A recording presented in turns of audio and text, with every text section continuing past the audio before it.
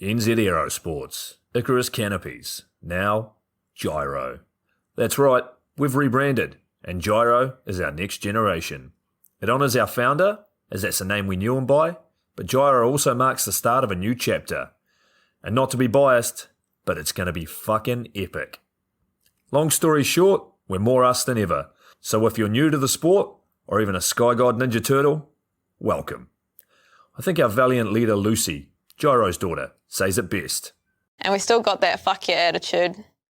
Rebrand! Woo! Rebrand woo indeed, Lucy. Anyway, head over to gyro.com for more info and get amongst your legends.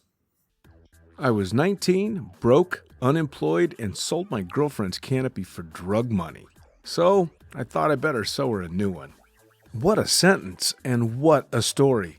This describes the humble yet outrageous beginnings of NZ Aerosports, the home of Icarus Canopies, in the words of our founder himself. From getting a paratrooper toy from his mom, watching parachutes at the DZ as a 6-year-old, jumping off the wharf with a parachute made from bed sheets, doing his first jump at 16, sewing his first canopy on a borrowed machine at 19, and starting to sell parachutes out of a garage in 1986, Paul Gyro Martin had an undying love for the sky. Our company started with one man with the wildest of spirits and a true blue sky dream, a renegade. In the time that Gyro created and ran the Icarus Canopies brand until he passed away in 2017, he pushed everything he had to its limits. We miss him, and we always will. Gyro is the next generation of NZ Aerosports. It honors our founder, of course, because it was the name we all knew him by, but Gyro the rebrand also marks the start of a new chapter, our next jump. Gyro is the space between sound and silence, art and science, chaos and calm. Gyro is a state of epic tranquility that transcends understanding. That moment, in the door, in free fall, mid-swoop, where nothing but the present exists. A perfect balance of euphoria and thrill. Gyro captures our passion for flying and our commitment to designing break-the-fucking-rules canopies that deliver pilots pure, wild flight. Coming straight from the cockpit, it's another episode of Lunatic Fringe with the fucking pilot.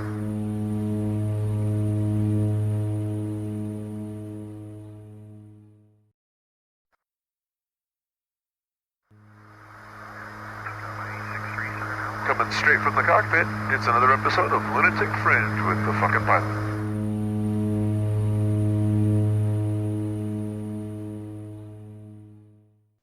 Ready, set, go. All right, back in the can again for another edition of Lunatic Fringe Into the Void. I am always the fucking pilot. And back in the can with me, I got Junior. Hello, guys. Yes, Junior's back as well because we're talking to somebody who he knows quite well, and I have a feeling it's going to be pretty fucking entertaining. So without further ado, tell me, who the fuck are you and what do you do?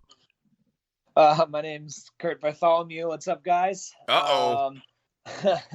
I'm a professional competitive canopy pilot and canopy coach with Team Alter Ego Fast Tracks and the Alter Ego Project. And yeah, basically just travel around the world with my wife, Jeannie, and we compete full time and do canopy courses to kind of help pay for all of it. Sounds like a pretty fucking good lifestyle, man. Yeah, it's pretty sweet. We get to see all over the whole world. We've been to over almost 35 countries together. So how amazing is that? I mean, whoever would have thought that just jumping out of an airplane one time would lead to all of this? Yeah, it's pretty crazy. Definitely wouldn't have thought of it. Right. So now, when I started. Speaking of, how did you start? Well, I guess was skydiving your first extreme sport, or did you start out with something else and then kind of work your way into it?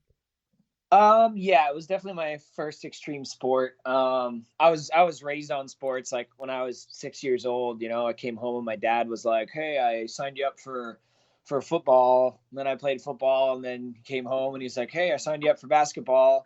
And then springtime, he came home and was like, "Hey, I signed you up for baseball." So I played a lot of sports growing up. So I was kind of raised on competing. Nice. But they were all standard sports like that, you know. And I tried wrestling, and I ran track in high school and college, and I played American football for 12 years. Oh, wow. You know, from kindergarten all the way up through my senior year of high school. Wow. You know, it's kind of funny that looking back, especially even considering your skydiving career, football was dramatically more extreme. That shit's bad for you. Yeah. Fucking, I mean, they're getting concussions all over the place, like almost on every game. And in skydiving, it only happens every once in a while. Yeah, I never really got like major concussions. I did get knocked out twice, but I didn't get any concussions to go with it somehow. Wow. Because I kept practicing and stuff. So. Yeah, But, they also didn't know that much back then either. Yeah, no, I mean, yeah, they knew that. But I mean, kids were getting 2 days in August in Pennsylvania. Kids were getting like heat strokes and stuff too. Yeah, man. I mean, fuck, they were dropping dead, you know, just playing on the field, not enough water and too much heat. Yeah. And what doesn't kill you Yeah, makes it you was fun stronger, though, right? man. Huh? What doesn't kill you makes you stronger. Exactly. But I loved it, man. Like sprinting and just sprinting as fast as you can straight into somebody and railing it was fun. Right. I enjoyed it. Right. It was challenging. Do you So- think that's prepared you for some of the abuse you've taken over the years? Yeah, I think maybe that's one of the main reasons I don't complain about it. Everyone else constantly whines about it in swooping. And I mean, I know you hear me whine about being injured and just talk about my injuries, but it's not a part of swooping that I like hate, you know. Sure. It just comes with I understand it comes with the territory because of all the other sports I've played. Yeah, no doubt. So No doubt. Now, speaking of, so how did you get started in skydiving? When was the first jump? You know, what was your first drop zone? What was the experience like? so you'll like this, Dean. I actually started I was a pilot first. Oh, yeah? I was going to Embry-Riddle Aeronautical University in Daytona Beach. All right. I came down to Florida to do that. And in the summer between my sophomore and junior year, I went up to Pennsylvania just for a couple of weeks. I kind of liked Florida so much that I would just stay down here during the summer when everyone else would go home. But came up just for a couple of weeks to visit my family. And I went to get my tail wheel rating up in Pennsylvania because it's just 10 hours. Sure. So I started flying up there before I came down here anyway. So I called up my instructor, and he didn't do tail wheel, so he suggested somebody else. So we would grab a little Piper Cub and then fly from where it was based just a quick 10 minutes over to a drop zone up in Pennsylvania. It was one of the ASC drop zones, Skydive Philadelphia. Nice. Yep. Yeah, Junior knows that one pretty well. Absolutely. I actually saw your first save bottle sitting on the shelf of the rigger / manager of the drop zone. Yeah, Aaron, he still has it. He Yeah. messaged me about it not too long ago.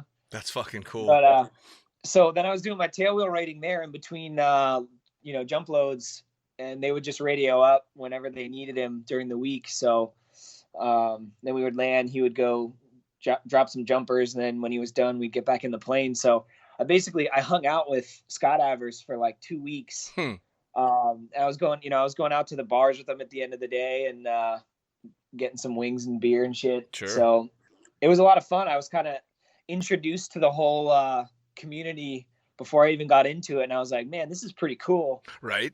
Well, and then I asked all the dumbass WFO questions hanging out with them, and realized you can go straight to AFF. And I was like, well, I think I would enjoy this pretty good. I don't need to do a tandem. Sure. And what really got me interested in doing a jump was I got to, my instructor convinced me to go on an observer ride. But it was in a King Air, so that's why he wanted me to go, because those guys can have a lot of fun on the way down. Sure. The planes can handle it, but they didn't have a right seat. So I remember super specifically, they put a regular Javelin on me. It was gray with maroon trimming and piping and stuff. Of course they did. And they put me on the toilet seat right next to the door with just a regular shitty skydiving seatbelt. I could have easily just fallen out if I was a retard. Oh no. But and then they're like, yeah, if you fall out of the plane, just count to 5 and pull this silver handle and you'll figure it out from there. But it was cool because being right next to the door was way better than being up in the front because I got to see the guys bomb out of the plane. Sure. You know? So I thought that was so cool. Like I was watching them on the way down, not what the pilot was doing with the plane. So when we landed, he was like, "Oh, what'd you think?" And I was like, "Dude, those guys are crazy." And I was like, I just kept talking about them jumping out. And then my instructor was like, "Well, yeah, but what about the plane ride down?" I was like, "Oh yeah, that was pretty cool." You crushed the pilot's ego. I totally did, man. That's fucking... He was so upset. Good for you. That's awesome. Well, it's funny too that you, and it's very cool that you kind of did it backwards and that you got hooked on the community before you even made a jump. The jump was kind of an afterthought, which is neat. Because, you know, skydivers are a bunch of crazy, infectious motherfuckers anyway. So I can imagine that spending an entire week with them while you're kind of on the sidelines watching, you'd have to get bit by the bug. Yeah. And that was, you know, kind of growing up and playing that many sports, I was always engrossed in that kind of aspect of everything. Like in college, my best friends, you know, was the track team because we all spent so much time together. So we all ended up being super, super close. And like, we would go out and party together instead of having a set of friends that we all went and partied with and then go hang out with our track friends doing that.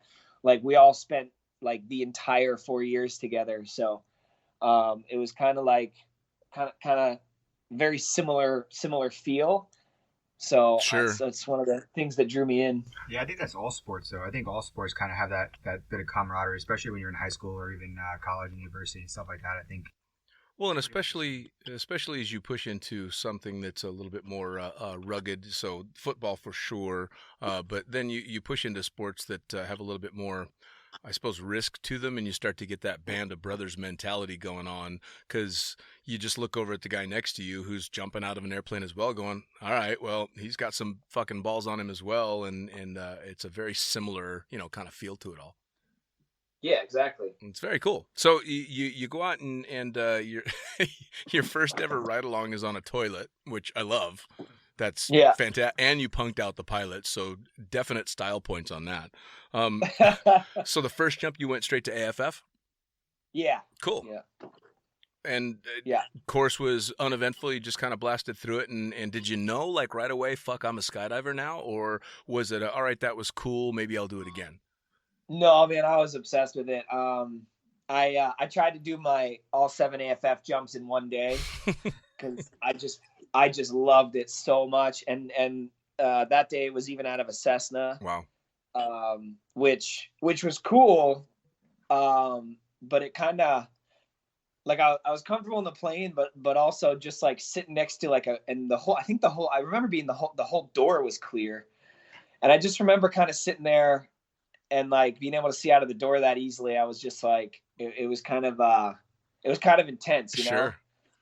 Like I would have almost preferred a bigger plane. Now, not, you know, before that first jump, what was the goal with Embry-Riddle? I mean, you were working on your tail wheel. Were you planning on being a stick and rudder guy for life? Yeah. I wanted to be a corporate pilot. But I was getting my tail wheel because I was actually, Embry-Riddle has a pits, and I was training to do competitions in the pits. Oh, nice. So I wanted to get all the ratings to be able to fly one of those. I mean, we couldn't take off and land it even if we had the ratings just because of insurance. Sure. But this was like long term. I wanted to get everything I could to fly those more because, man, that was one of the coolest things. Like I was training for I never got to compete in it because the competitions near Daytona were always the same weekend as this big track meet in the winter at the University of Florida. So yeah, I never got to do it, but man, that was the best flying I've ever done. Like that makes me miss flying. Oh, I bet. In a pit. I fucking bet. Well, so, I mean, it's the closest thing you can get to stick and rudder and rigid wings as what you're doing on a canopy now. Yeah. I mean, it's as hardcore as it possibly gets. Now, did you... Yeah, I was going to say, did you know pretty much right away that the canopy portion was going to take over for you? Was it the free fall that grabbed you or just the whole thing? So in the beginning, it was the whole thing. And then, like, I like the canopy side pretty good. Like I said, I tried to do my whole AFF in one day. I got 5 jumps in, and I was just even running track in college. Like, you know, obviously just mentally, I was so smoked. Sure. So my instructor kind of saw I wasn't flying the same as the rest of the jump. So he was like, "Hey man, you're tired. Like we need to just stop and come back tomorrow and finish." Right. And and then I progressed pretty quick and I was doing really well. And then I got my own gear and stuff. And like my 20th jump was my first cutaway. Nice. It was my third pack job that I jumped because it was the third jump on my gear. So it was just a shitty pack job, Sure. So I got it was a line an over. important question about that. Who buys triple sec as a save bottle? Seriously, bro. So that was not my choice. So here's the whole story. So we go up, we're on a Cessna, and it was just me and the other staff guys. It was the head packer and one of the video guys that they wanted to go do a hop and pop. So we ended up getting out low, like from 3,300 feet. And it was funny because the videographer that kind of organized the jump came up and he's like, "Hey, you guys want to go on a flop and chop?" And then we go up, we exit, and I have a line over, it's spinning. And like, all I can think about is I don't want to lose my new gear. So I try to fix it. So I smoke it down and then end up cutting away. And then I'm at 1,000 feet with like 5 or 6 line twists with 20 jumps. And then, at 20 jumps, that's a double now. Oh my God, what am I going to do? Right. Anyways, I got out of it, landed fine because it was a hop and pop and I was right there at the drop zone. But, and we found my stuff. But like that turned me off to the canopy side of things, like it was like, holy crap, that was intense. I would think. And then the videographer also chopped. So 2 of the 3 of us cut away. So then we both owed Aaron bottles. So Aaron, the other guy bought a bottle of tequila and Aaron told me to buy triple sec so we could make margaritas. All right. That makes sense. All right, So I'll don't. give you there. I'll give you that. I asked him what he wanted, and that's what he said. And then it was really cool because then he invited us over to his house that night, and we all went over and we drank the bottles with him. And then he had me sign it. Nice. He actually was the one that taught me. I actually went and worked with Aaron for a while. We had the same boss, and when I was up there at his drop zone jumping for a couple months one summer because they needed help, I saw like his bottles were signed, and I was like, that's a pretty cool idea. Here I've been a rigger for 10 years and never thought about that. And then he also had a rule that only skydivers were allowed to drink from save bottles, which I thought was also pretty cool. That's pretty cool. Yeah, I like that. I'm not a rigger, but if I was, that'd be a good idea. So you have to sign it. Yeah, I'd like. You put the date and what the malfunction was. Nice. Yep. Nice. And I liked how he invited us over and drank it with us. That was super cool. Yeah, I don't think I've ever been invited to crack a bottle on a save for any of them. So yeah, that's kind of cool, especially with that low time too. It that must have put a bit of a warm and fuzzy feeling for you. Going, all right, this is cool. I've stepped into a pretty interesting world. Yep. Now that and then he let me watch. He let me watch the reserve repack because I was interested just how it all worked. Always super interesting, especially at 20-something jumps, and that thing just saved your life. I mean, I remember just watching them pack the mains when I was going through my AFF, and of course, the first time you watch somebody pack a main, you're like, "Wait, those are fucking rubber bands. What? Rubber bands should have no part in saving my life. What the fuck is that about?" And so it becomes super interesting to, all right, now I need to know what's going on because wow, So when you were doing all this, you were at Embry-Riddle as well. Were you working as well, or you were a full-time student?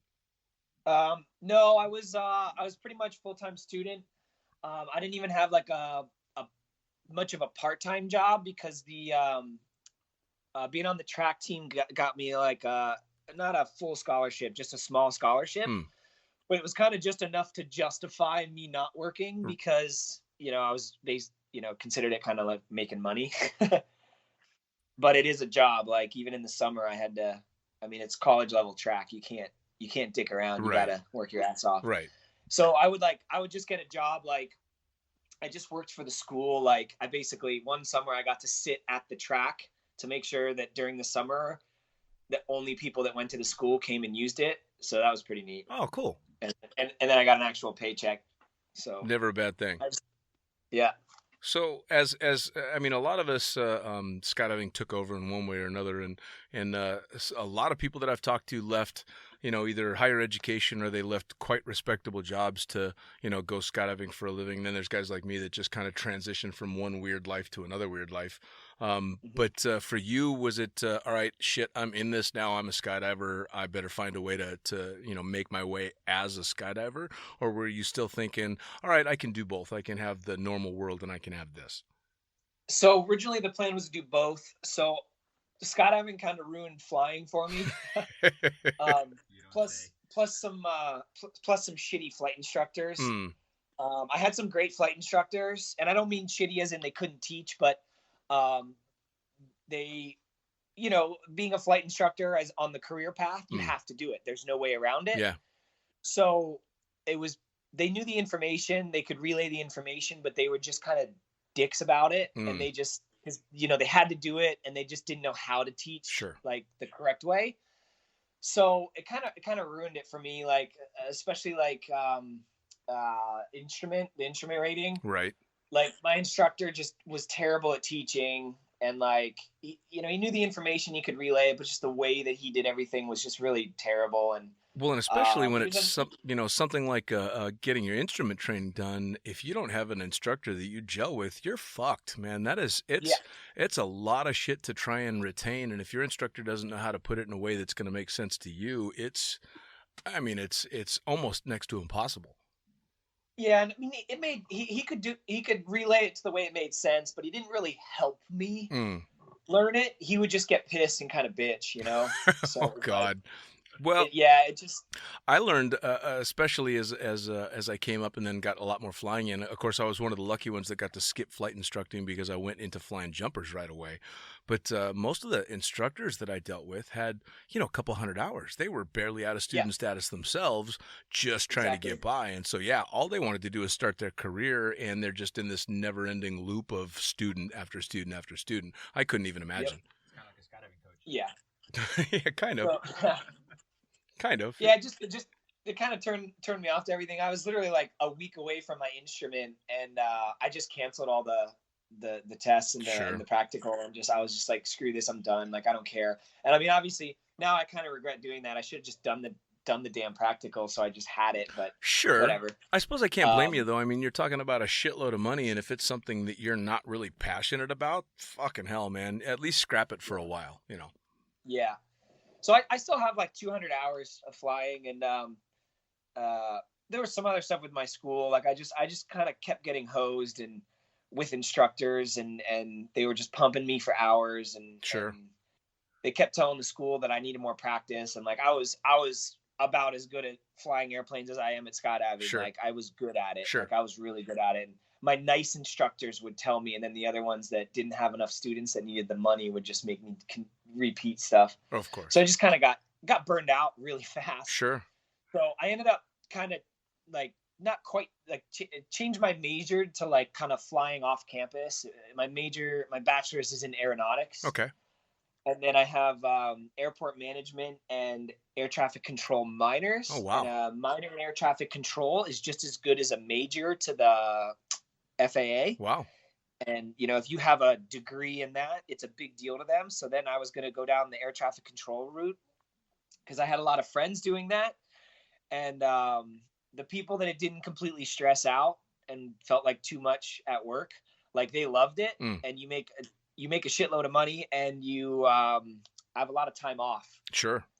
So you don't always get to pick when the time off is, but you have a lot of time off, and they could travel and stuff. So I was like, well, maybe I can, I'll have a lot of time to jump, and I'll definitely have the money.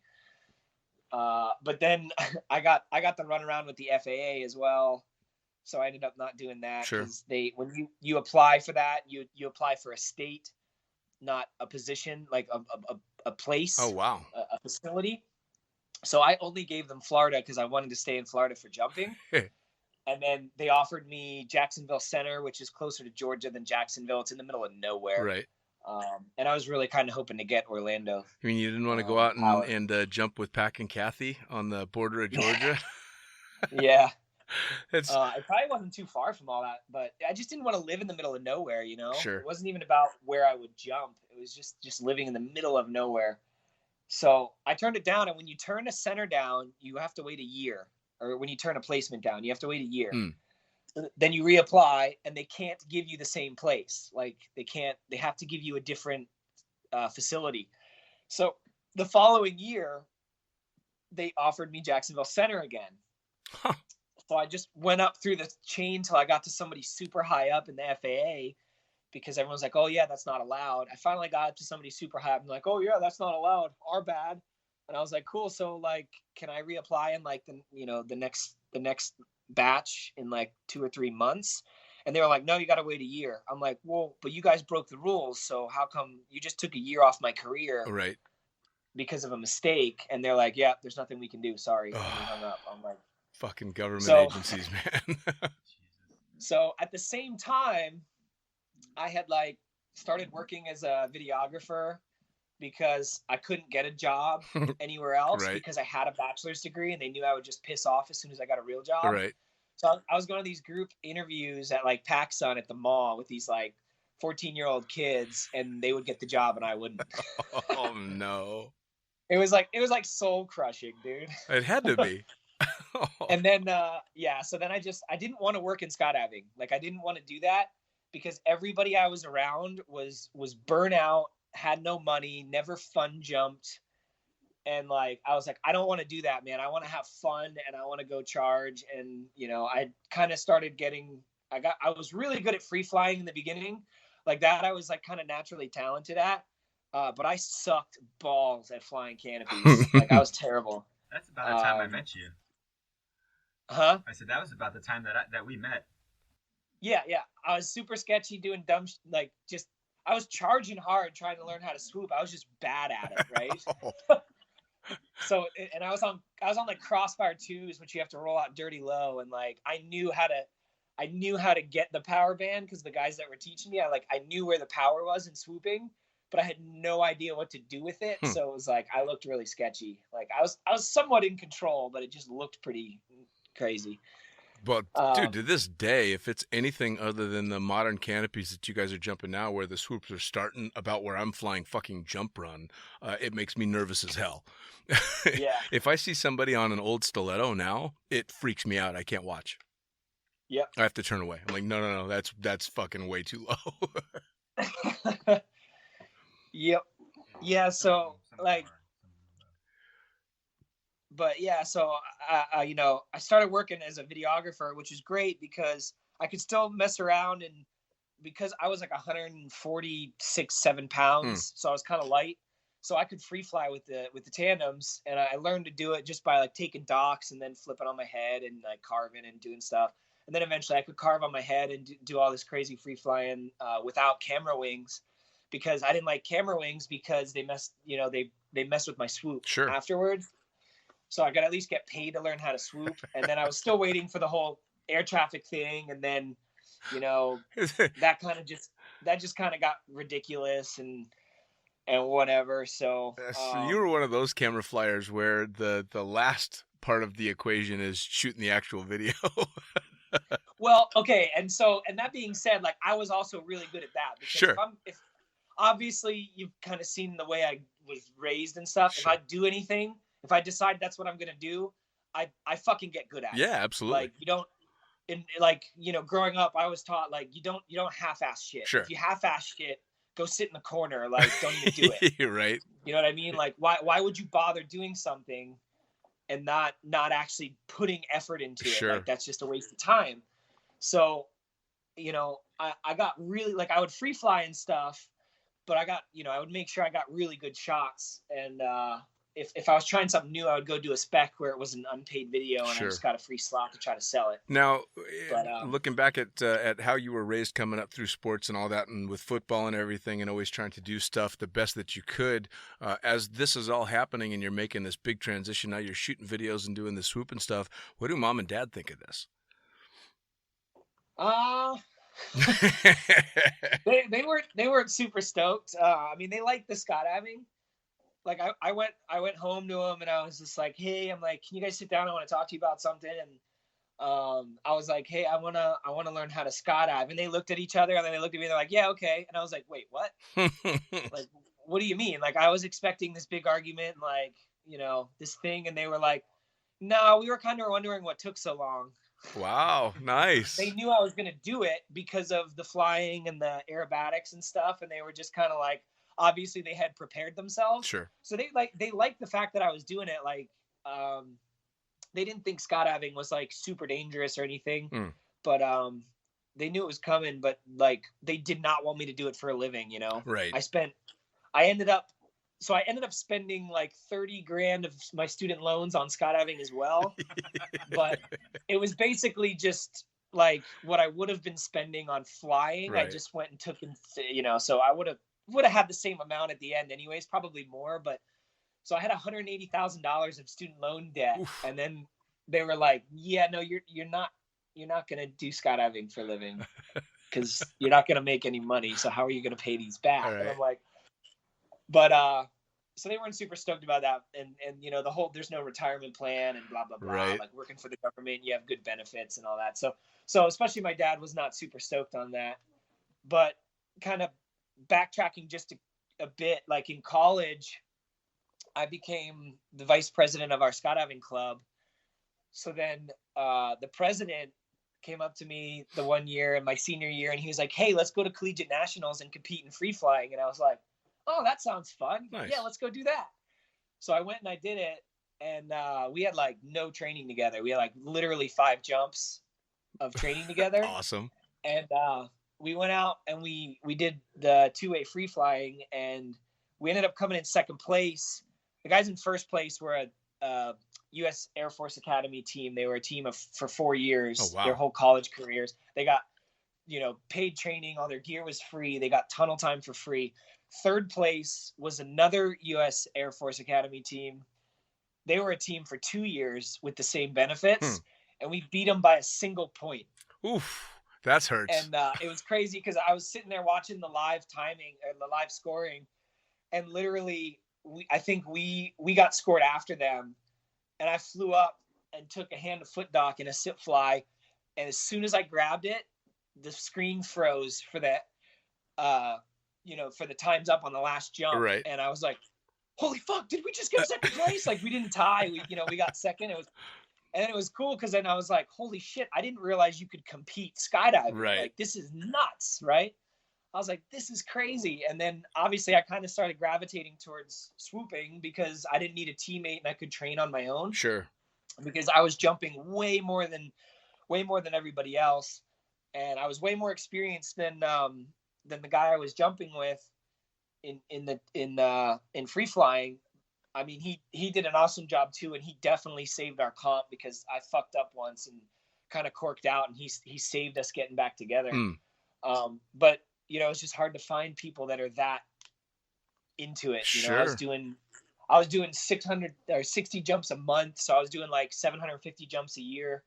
Which is fucking cranking if you're not working in the sport. That's a shitload of jumps. Yeah, dude. My first year, I did 737 jumps. Fucking just hell. like the airplane. Is that about the time that you met DL? Because he was another guy that would charge hard. And that's when I remember meeting you DL, when you were hanging out with DL a lot. Yeah, DL and Adrian Hart were the ones teaching me to free fly and to swoop. Wow. Like every weekend. So I was getting like really good. And I mean, we were just really good friends. So I wasn't getting charged for anything. I got really good free coaching for both. That never sucks. Really yeah. And like there weren't that many people who could really go and compete really strong in swooping and be on like head down world record and stuff. Right. And Adrian was kind of doing both a little bit. So now what year are we talking, or around what years are we talking here? So I started in 2006. Okay. Fucking hell, I feel old, man. So wait, was that the first? If you started in 2006, that was around the same time that I met you. Was that same year? I think you met me in 2007. Yeah, you met me the second year. We met at the you were with DL up at the Skydive Atlanta. Oh yeah, that was the first year. You're right. No, that had to be the second. That had to be 2007. Yeah, that's when. No, because that was Halloween. Halloween. That's when Party Boy came out. Yeah. Yeah, that was the first year because I was on a Crossfire 139. That was the first year. Yeah, you want to tell a Party Boy story or should I? I guess you could tell it.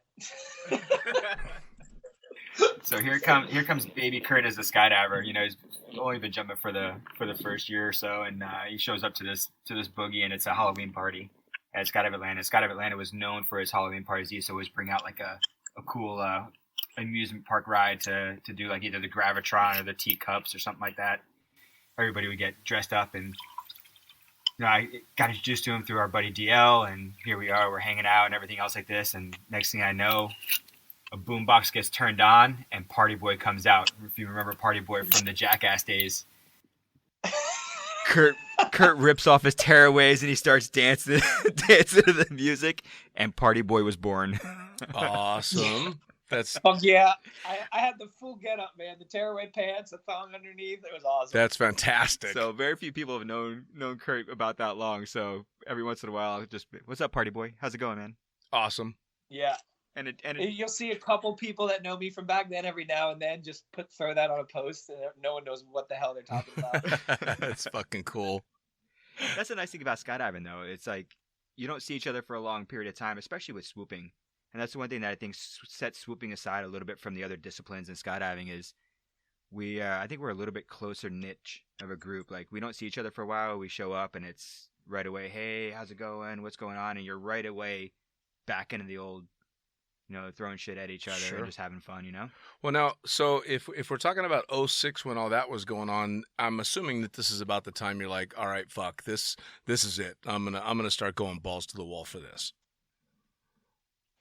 Well, I mean, I was going balls to the wall the whole time. I would get done class, and at like 11 or noon for the day, and I'd blitz out to DeLand because it was 20 minutes, and I would jump until track practice. One time I even did too many jumps, and I was pretty late, and I had to bullshit and tell my track coach I got in a car accident on the way over. It was just, don't worry, it was just a small fender bender, not even any damage to the car. Well, when did you win your first FLCPA? Was it 07 or 08? It was 09 was my first year competing. 09, okay. That's really fucking quick to go, not just from from beginning skydiver to like standing on the podium. That's a pretty quick transition. Yeah, and so I wanted to even do some comps my senior year of college too, but it was the same thing. Like I just kept running into track meets during the comps and stuff, So I graduated college, and there wasn't really any of the smaller meets that I could go to. It was just kind of the bigger meets. So I waited till the next FLCPA season, and I went to the first one I could go to because I was really excited for it, and kind of worked out because I was on like a Neos my senior year, so it was like it's half cross brace, and like it was kind of a weird canopy. It didn't fly the best, but the next year I was on my first velo, so it worked out. That was kind of. No, go ahead. It kind of sucked because my first comp was going to be my home drop zone in Clewiston, where I was working. But I broke my hand training Zonac in the grass because I just landed on my butt and I was fully flared out, and I dislocated my pinky and my ring finger on my right hand. Ooh. And the knuckles were like the knuckles were like stacked on top of my middle finger knuckle. Oh fuck.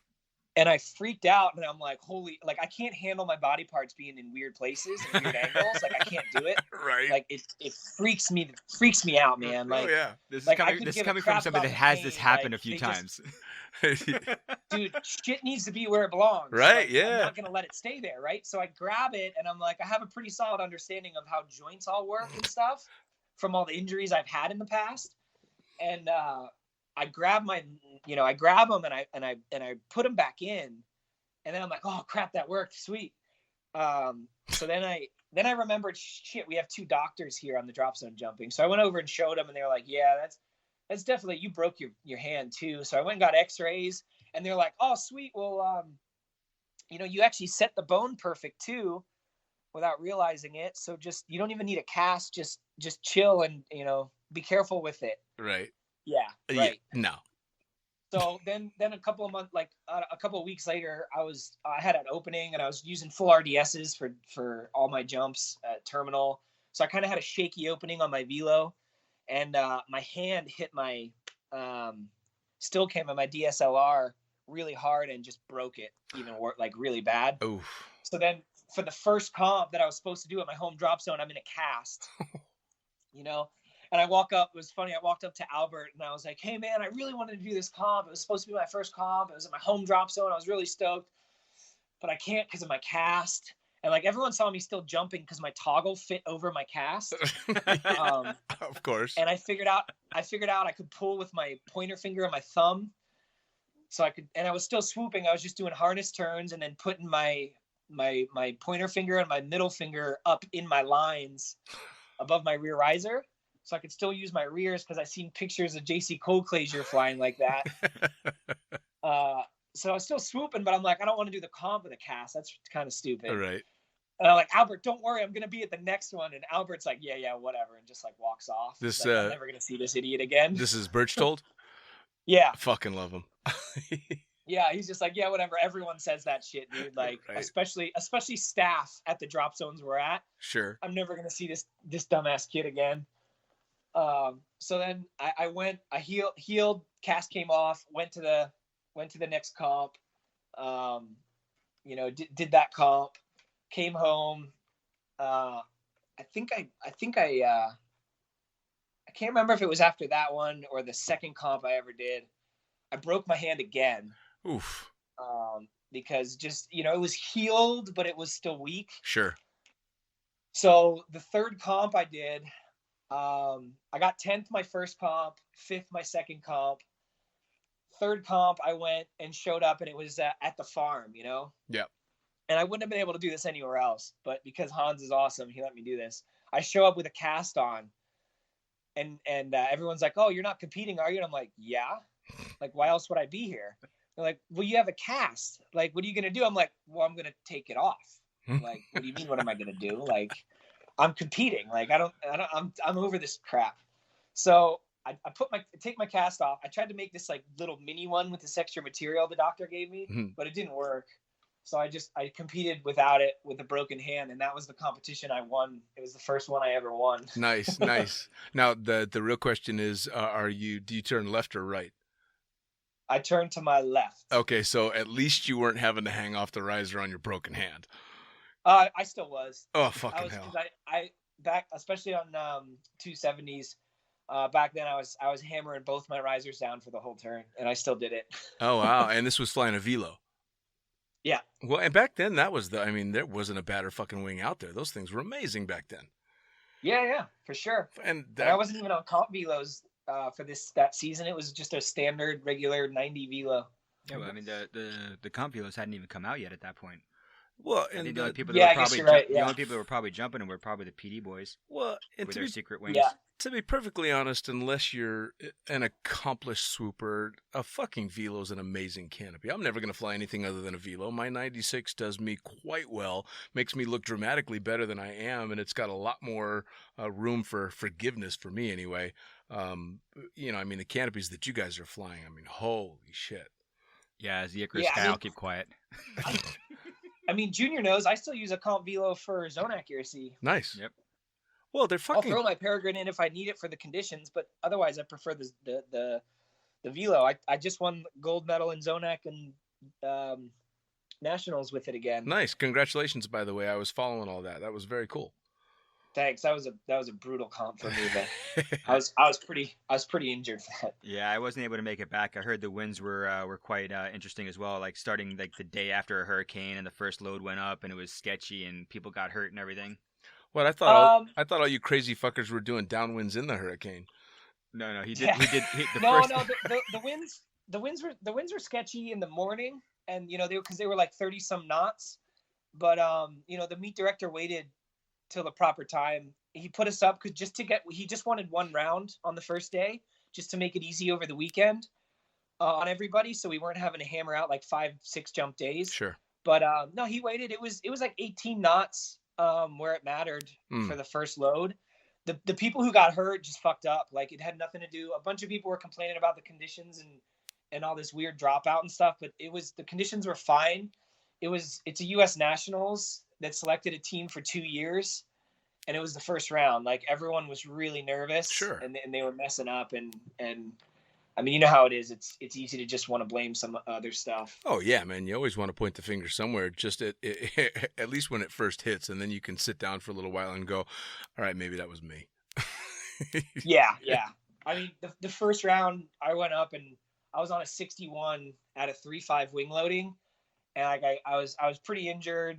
I had stitches in my hands because I like to hurt myself, apparently. A lot. And you like to hurt yourself a lot. I had a super bad injury. I ended up having to get an injection in my shoulder just to make it through the comp. So the first round, I'm in the plane. I'm just like, it's cool, man. Just take it easy. It's the first round. You know, you can't win the meet on the first round, but you can sure as hell lose it. Just chill. Sure. Just chill, dude. You said you were on to the bottom of my, you were on a 65 at a 3.1, you said? At a 61 at a 3.5. 3.5. Jesus Christ. I remember when flirting with a 2.0, you were crazy. So I get to the back old. end of my turn and I pause and I'm just like, oh man, I'm super tight. I snapped and I was crazy low and I was like, oh, I wasn't worried about hitting the ground, but I'm just like, oh man, this might slow down. And I got it to drive out and had a pretty good score. I think it was like the second fastest. Only Bo went faster on the Mutant. And I got home and I'm like, I want to see how low I rolled out. And I rolled out at 202 feet on a 61. Jesus Christ. Fuck me. That's a new best for me. The lowest I've ever rolled out before was 191 feet on a 71. But that's pretty goddamn. And a 71 will recover a lot better than a 61. Oh yeah. Now, yeah. Now, what do you think? Since you brought it up, what do you think of the Mutant coming into competition now? I don't know.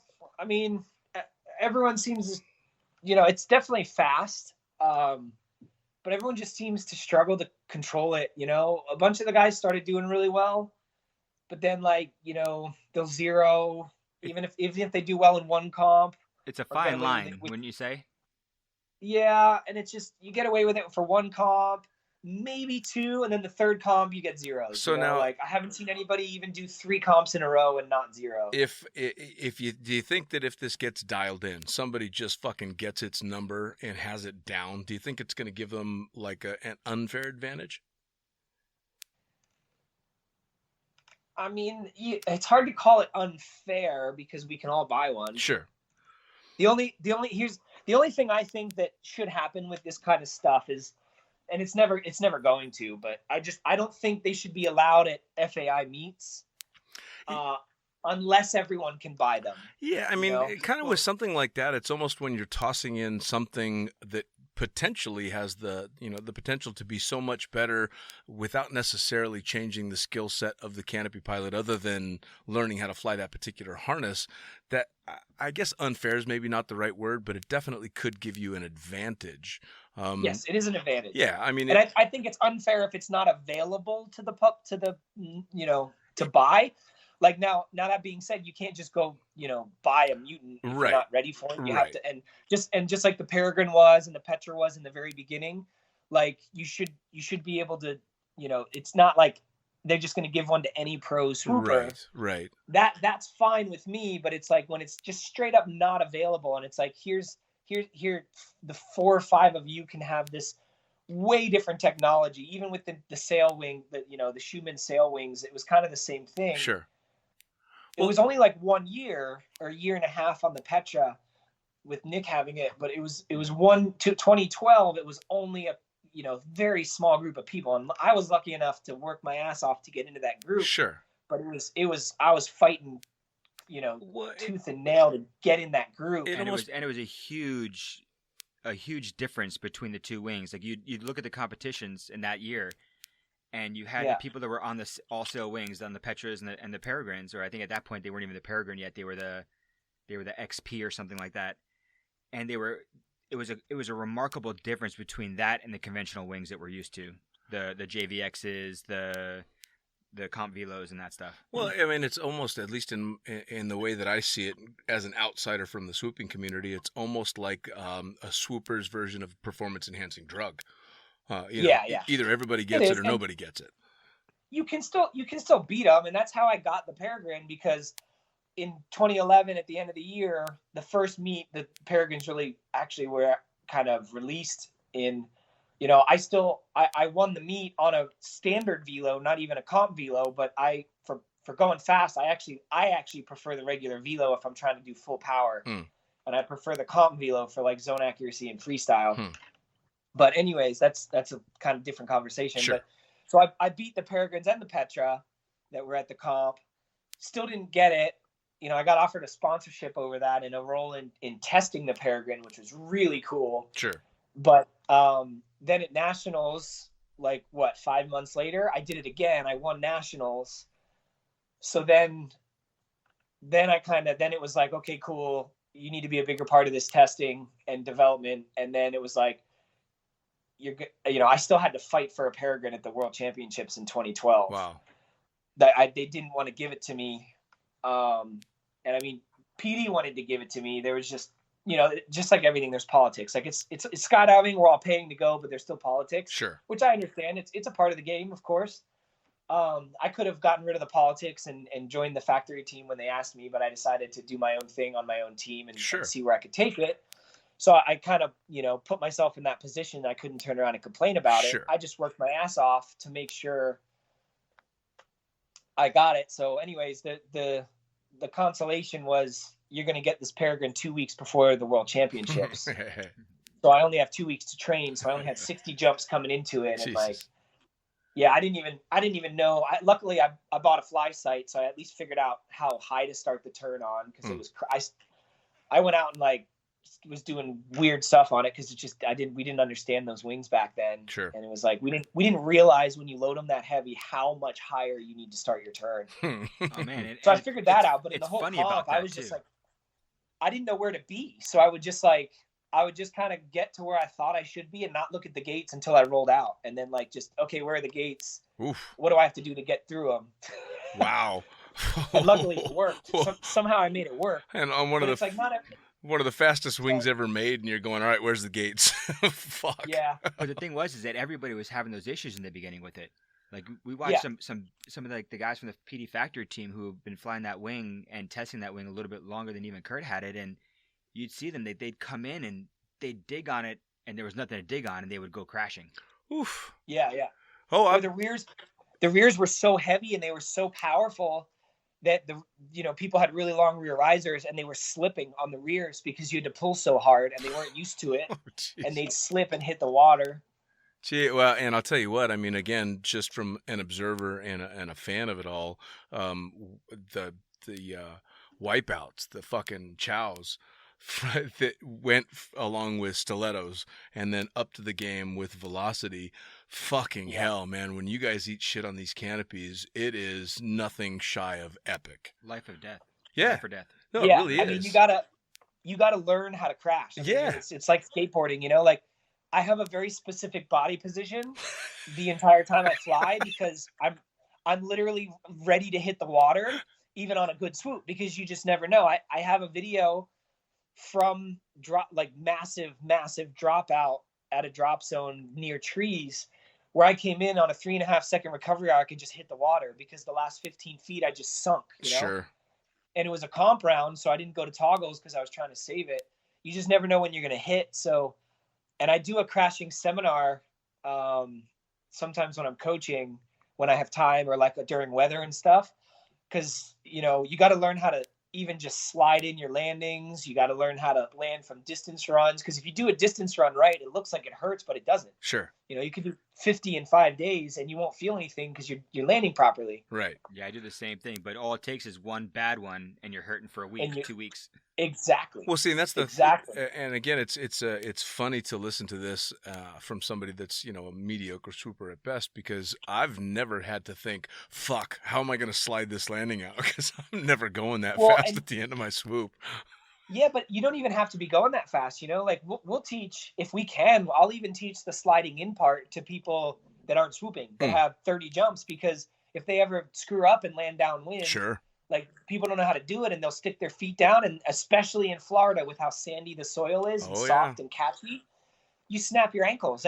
I've seen so many broken ankles that you just watch and you're just like, dude, that was such an unnecessary dumb injury. Sure. And now you're out for 3 months. Yeah, absolutely. Well, wasn't it you, Micah, and Shane that decided in the 2009 U.S. Nationals in Spaceland that you guys were going to go downwind in winds that we had pretty much stopped jumping in? Yeah, and was it me and Shane? We were doing 2 ways or something. You and Shane, or you and Micah, but the three of you guys decided to go downwind in the pond, and the rest of us are sitting on the ground. And I'm sitting there with with like JC and Bobo and those guys, and we're just looking at you guys and we're just shaking our heads. We're like, look at these freaking kids, man. They're gonna kill themselves. Well, dude, I would rip 30-mile-an-hour downwinders in Clewiston in the winter because it would always get windy there. But it's there's no turbulence because it's just sugarcane as far as you can see. Yeah, it was definitely epic. We enjoyed the show for sure. Oh, what were the old jokes when winds would get like that? Was the D license hold because the only people that wanted to get on the plane were the people with the A and B licenses? Yeah, it's like fuck you, I'm not getting on that plane. We did like a normal run, like everybody else goes into the wind.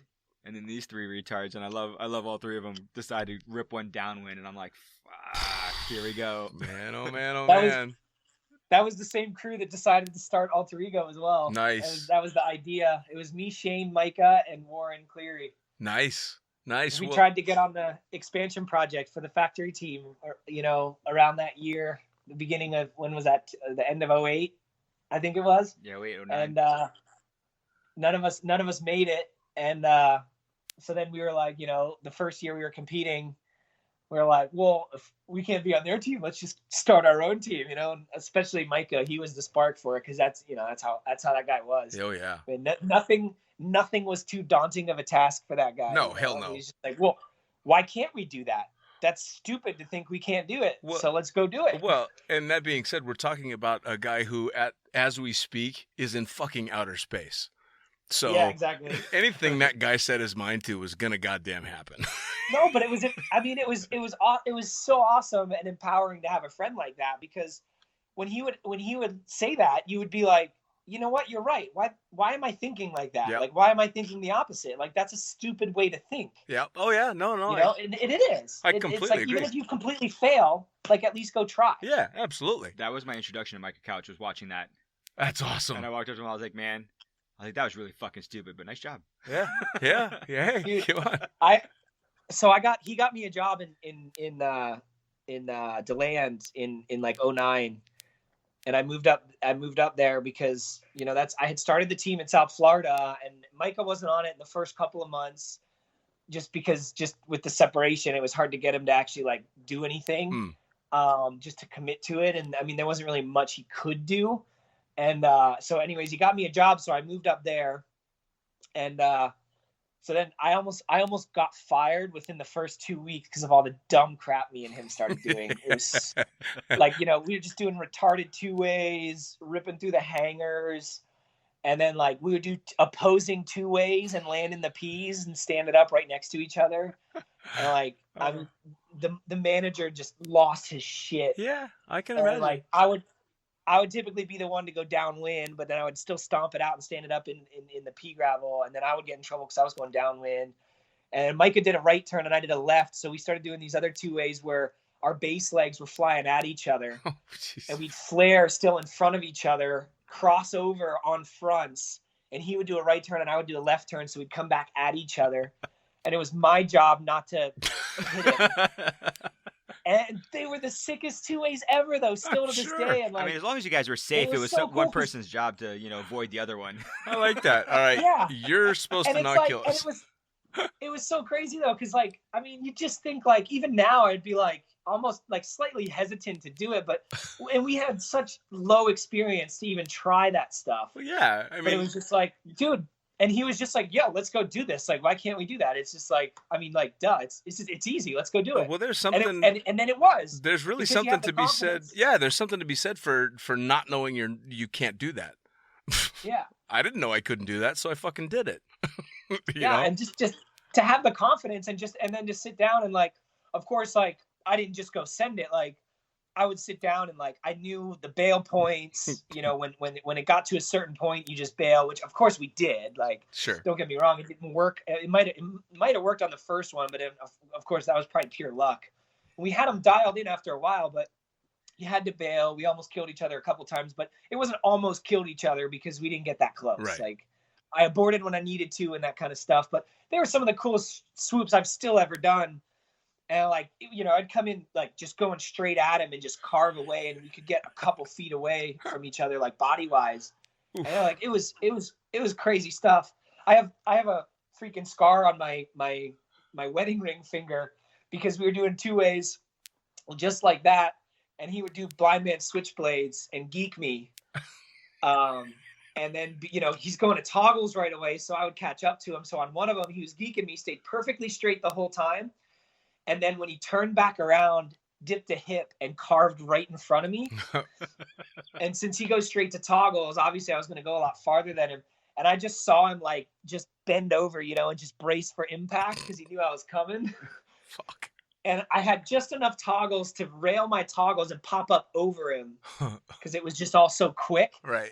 And I turned sideways, managed to get most of my whole body right through the center of his line set, like just right directly over top of his head because the canopy was still inflated. And one of his 300s caught my ring finger, and I felt it just slice. Oh, yeah. And I landed on almost Steven stood it up right on the other side of him, went down on one knee and looked at him, and I was like, did that seriously just happen? It was funny because I was both like, holy shit, I can't believe we just did that. I was going to ask you, to tell me about one of your sketchiest ever swoops, but I think you just fucking did. Yeah. And I think everybody has that one friend too. Everybody has that one person that you're just, as you're coming up through, you just push with, and like the other person's pushing, you're pushing harder, and they're pushing harder. Well, to hear that story, especially the fact that you've got a scar from the line on your finger, I watched a guy, a guy named Steve that I worked with in Las Vegas for quite a long time that was swooping, I think, still at a 120, which, of course, back in the day was still one hell of a canopy. And we had a pilot that was off helping catch and was just out on the landing area messing around and bobbed when he should have weaved and caught an A-line from his neck, wrapped around him and scalped him. Oh, yeah. So I'm watching from the air as I'm coming in on my stiletto. I watch the canopy collapse in a weird way. I watch something flying, and then I watch a whole bunch of dust. So I land, and I run over to where it's all going on, and the pilot, who is the one that got caught, is laying on the ground on his back, moving, but not very much. And as I get close to him, his scalp from the back to the front is flopped over his face.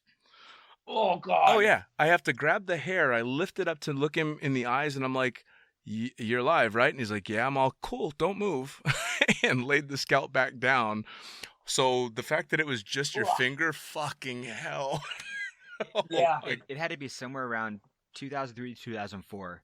And I was up in Tecumseh, Michigan. And the now owner of Skydiving Tecumseh, Franz Gershweiler, was borrowing a buddy of ours' canopy.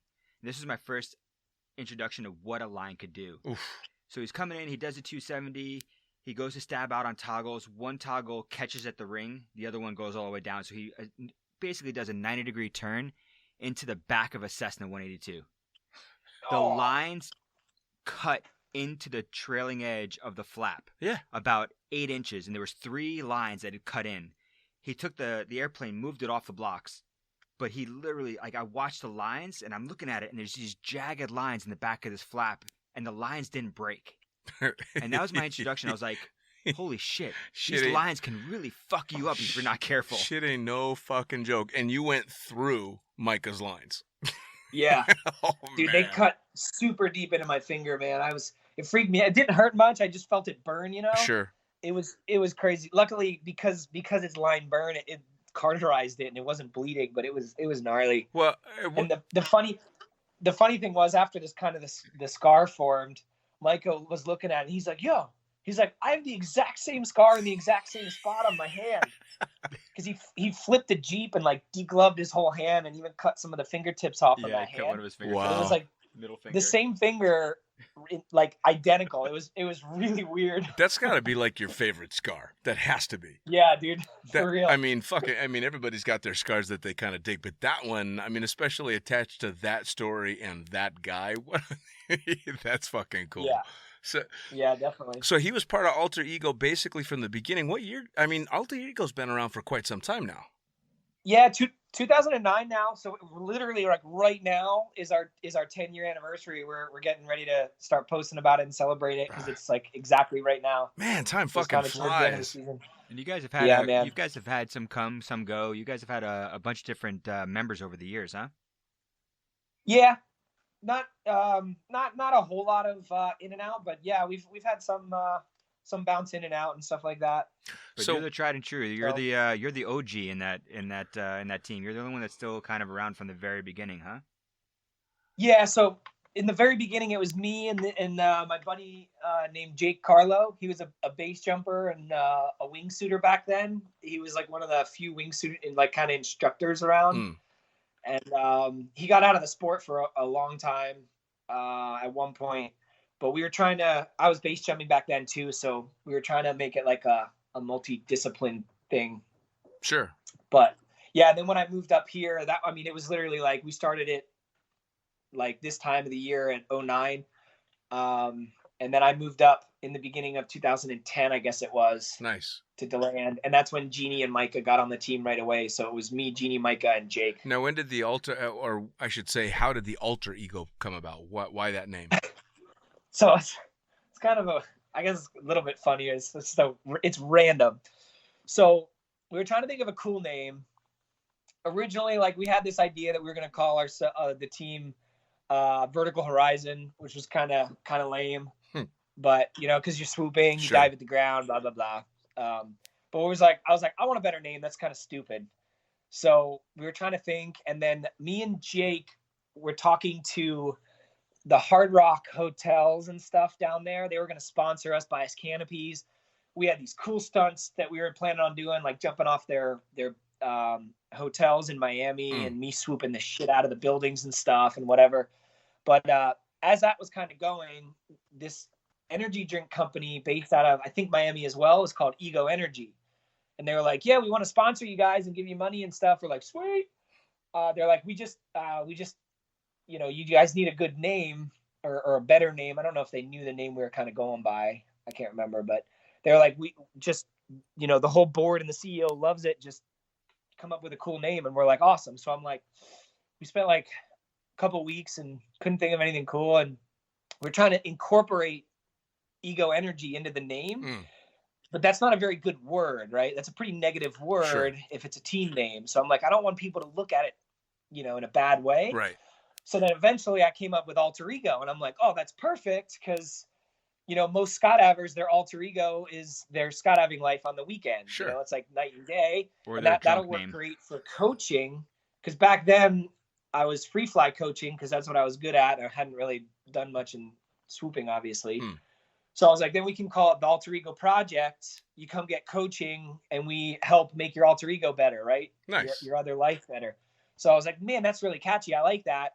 And I was still concerned people would be shitty about it and be like, oh yeah, the ego. But luckily that never really happened. Right.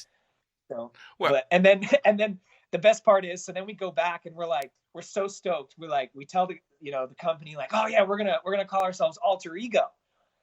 And then just crickets, like nothing. They just decided not only to not sponsor us, but just kind of stop responding. Like they responded once after that, and the guy was like, "Oh, I'm trying to get an answer from the board. Give me a couple of days," and then just never again. Of course. But at least we got a really cool name, because I still love that name. Like I'm so stoked about that name. And, sure. So at least they did that for us. Well, now, so the team originally got formed. You were looking at multidiscipline, and of course, it's now become one of the premier swoop teams. But you also now do a shitload of coaching and instruction and all kinds of stuff, don't you? Yeah, just between me and Jeannie, we have over 700 students a year. That's quite that's quite an enrollment list right there. That's awesome.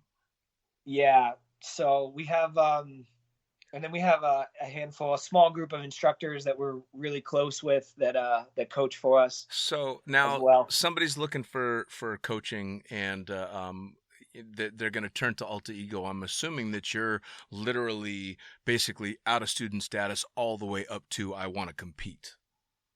Yeah, exactly.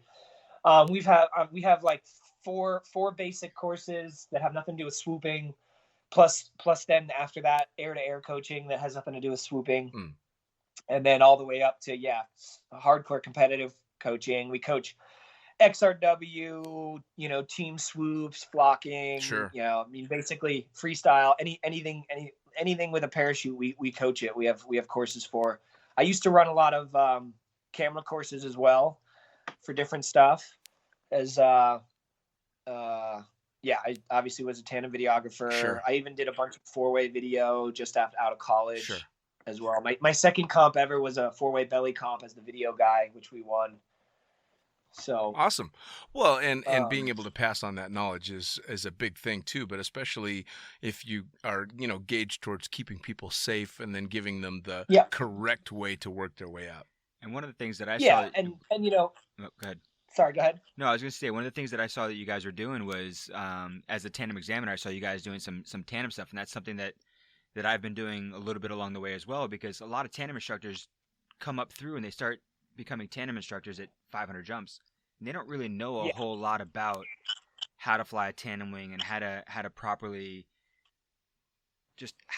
fly it. It's completely different flying a tandem than it is anything else. And I saw you guys had started offering that, and my hats came off to you guys, because that was something that I've done here. Wherever I go, I do a little bit of coaching, especially for flying a tandem canopy and stuff like that. When I saw you guys launch your tandem course, it was kind of one of those like attaboys, like, yeah, finally somebody else doing something with working with tandem stuff as well. Which is super awesome, because really the tandem canopies, at least in my opinion, and I'm a meat hauler, if you ask me my favorite way to jump, it's most likely going to be taking tandems. And the tandem canopies, especially the ones that are out nowadays, are such versatile canopies, but you got to know your shit. They can fuck you up, because these are, in most modern tandem canopies now, are what we would have considered a high performance canopy when I was starting jumping. They're stilettos for tandems. Yeah. If not more. And that's a big deal, because, man, you've got to know how to land a tandem in anything from a nasty downwind to high winds, turbulent conditions. So the fact that you guys are giving courses on those canopies is awesome. Yeah. Me and Jeannie have only run a handful of those. I almost tried not to, just because I'm not a tandem instructor. But it's still flying a canopy. They are different. We obviously know the differences. Sure. We have instructors who are even tandem examiners as well. And obviously we sat down with them and wrote the course with them to make sure everything was exactly the way it needed to be. Sure. But to be honest, especially like Junior said, a lot of the newer instructors who struggle, it's even stuff as little as simple as they always end up putting themselves in a flight cycle on landing, and they don't realize it, even though they know that under their sport wing. They'll just make that mistake. And again, it's like they always, everyone's mind, they don't mean to, I'm not saying they mean to do it, but everyone's mind always just goes to, well, what made that happen? Oh, I bet it was turbulence. I bet it was this. I bet it was that. And it's like, no, dude, it was your inputs. Sure. And real quick, for the people out there that aren't skydivers, just explain really quick what a flight cycle is. So a flight cycle, basically, anytime you put an input into a canopy, it's going to just change how the parachute's flying. It's going to change the pitch. It's going to change the speed, which the pitch is just kind of what direction the nose is pointed. So the canopy just kind of goes through this little like yo-yo accordion effect to get back to normal full flight. Like the best way to think about it is being in like deep brakes and letting go of the brakes. The canopy's going to pitch down after being super flat, and it's going to be going really slow. Then it's going to pick up a lot of speed. And then it's even going to level off because it picked up some more speed, and then it kind of goes back to normal. So you don't want to land in any of that, because you don't have any. You take away your brakes for landing. You take all your flare away. So for either newer jumpers or people that don't jump, a flight cycle is basically from normal full flight back to normal full flight after it recovers from whatever input you've put in. Exactly. Yeah. And the bigger the input, the longer the flight cycle takes. Yeah, absolutely. Well, and that was, I started doing tandems after I'd had a fair amount of experience in the canopy. So I was lucky in that I at least had a decent idea of what was going on under canopy. But there was more than once that, because of my own inputs, when I flared, the only thing that changed was my expression. Not a nice fucking feeling, when you stab the flare and nothing happens. It's horrifying. And I actually have a couple good videos of stuff exactly like that I use in all my tandem courses to show to the candidates what can happen and what a flight cycle is and how they can do the small slow input and how it can affect and change their flight cycle. So it's good. It's good. It's good that you guys we have the same thing. We have the same thing. We have videos, and we have them on rears and people, doing full somersaults on landing just because of flight cycles and stuff. Oh, yeah. Well, shit. I learned, unfortunately, what a flight cycle was in a negative way very, very low in the sport, because I think I had maybe I want to say less than 30 jumps at the time, and I was jumping. I learned in Las Vegas, and we drive down to Paris Valley, was the only big drop zone, turbine drop zone. And we drove all the way down there with the instructors that had taught myself and a couple other people how to jump. And I was getting ready to go rent a rig, and one of the instructors says, "Hey, don't worry, I got a rig that'll fit you. It's got a real docile canopy." Well, I got 25 or so jumps at the time. So, all right, cool. He's an instructor. He says docile. Well, it turned out to be a Turbo Z165. Right? So it's one of these fucking half and half bullshit canopies, and so the rig fit nice and pretty and everything, and I'm too stupid to know any better, so I go out and jump, and I pitch this thing, and of course as soon as I'm under an open canopy, I'm going faster with brake stowed than I've ever fucking gone. I released the brakes and shit my pants. I mean, that's exactly how you knew where I was. And as I come in base to final, I did exactly what you would expect somebody with sub 30 jumps to do. I stabbed the fucking toggles in a panic flare, way too high. And then, of course, what did I do? I let up. Right back up. I let up and right back down. Exactly. And I drilled myself into the ground. And standing there on a fucking broken leg, I went, oh, so don't do that? Cool. You know, he learned real quick. Roger that. Yeah, man. Fuck, don't do that again. All right, fair enough. Now, to attest to just how stupid I was still on the load 2 loads later on a fucking broken leg. But I nailed the landing. And then I took 2 months off. So you've got Alter Ego as the team. You've got Alter Ego as the instruction. So you guys stay really busy, yeah? Oh, yeah. Probably a little too much. Well, in international travel, international competition, you're talking regular competitions, you're talking the freestyle stuff, everything, right? Yeah, and now me and Jeannie actually own and run the FLCPA. This is the first year we took over from Albert. Nice. So we have that to add to the list as well. So now that's some big shoes to fill. Fucking Albert's Albert's the man. Yeah, exactly. Well, luckily because he's the man, and you know, it's his baby. He ran it for 11 years, I think he said. He took it from Chris Hayes back he took over. He took over from Chris Hayes years and years ago, back when it was the actual CPC. And so obviously he didn't want his baby to fail, so he trained the living crap out of me. Nice. So it was a fairly smooth transition. Obviously we made some mistakes this year, but they were all, you know, just small and just goofy, you know. Sure. Now, speaking in strictly in competition, because there's so many different disciplines now to swooping, and again, for lower time jumpers that think a swoop is a swoop, there's so many different facets to it. What's your personal favorite? What do you like the best? That's a hard one, man. I get asked that all the time. I think it's kind of like, I don't know. I love it all, dude. Don't lie. Like, it's hard.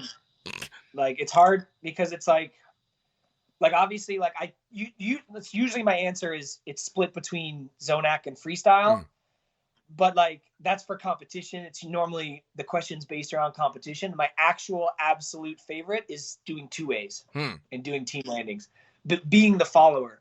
Yep, I'm right there with you. Because on that it's, one. I said I'm right there with you on that one. I love following. Yeah, for sure. Well, it's got to be a ridiculous challenge. Again, from somebody that's never done it, not just swooping at that level, but having to do so while chasing someone else that's at your level has got to be a ridiculous challenge.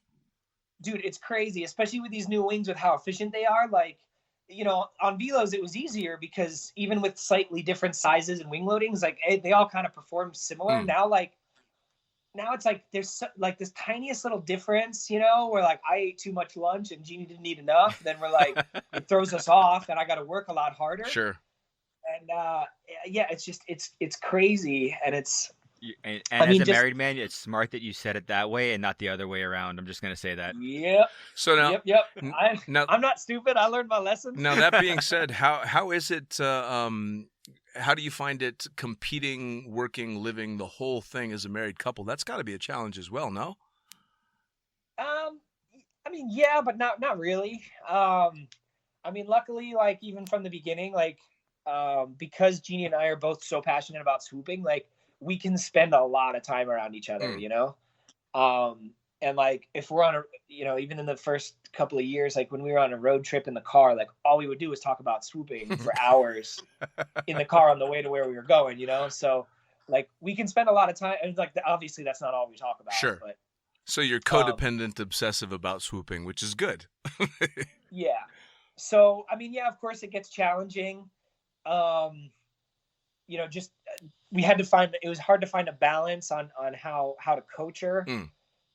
In the beginning when we were just dating, I had to be a lot nicer, and that equated to her not listening. Sure. And she had some really bad injuries, like even a life flight into like 4 days in the hospital, like really bad. And she had a bunch. That was kind of the culmination because she kept kind of having the same issues and would not listen. Sure. She listened. She was like that bad student you get where this is how you go fast, but this is how you control it and be safe. And they go, yeah, that's cool. How do you go fast again? Right. Can you explain that again? I like, and just the downsizing too quickly. Sure.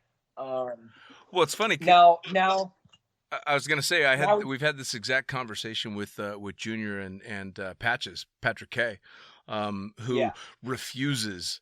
He's like, fuck no, I'm not teaching my wife shit. Curt is very accustomed to hanging out with Pat. Yep. I could tell you a good story about that as well. Yeah, I mean, and it's funny because obviously you guys have had to take different roads. Being on a team with your wife and then Pat going no, fucking yeah, all the fun jumpers that way, go. Yeah, so I mean that's where, I mean that's the only part that we kind of argue about really is the coaching side of trying to coach her, because I had to coach her, right? Like I can't not. Sure.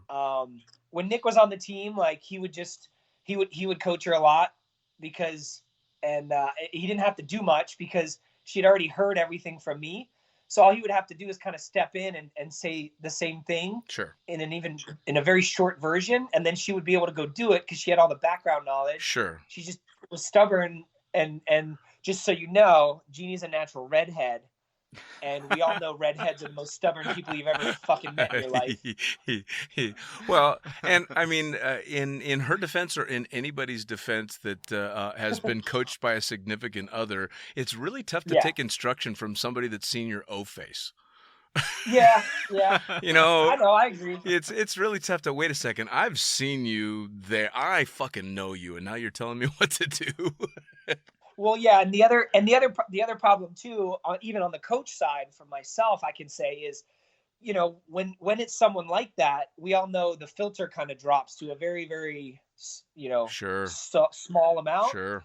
So you kind of say stuff that you sure as hell wouldn't say to a regular student. Absolutely. And then that makes everything way worse. Of course. And that's probably the best way I've ever heard it say is you're so comfortable with that person that you can say things to them that you wouldn't normally say to another student. I've never actually heard somebody put it like that, but that's hitting the nail on the head. That's the main problem is either you're super nice and you act like they're a regular student, then they don't listen because of that. Sure. Then you learn to drop the filter, and but it's a balance. You got to drop. You got to make sure there's a filter there. Right. Just, well, because if you drop the filter completely, I suppose the easiest way to look at it is if you were on the outside listening to a conversation and all you're thinking is, fuck, that guy's a dick.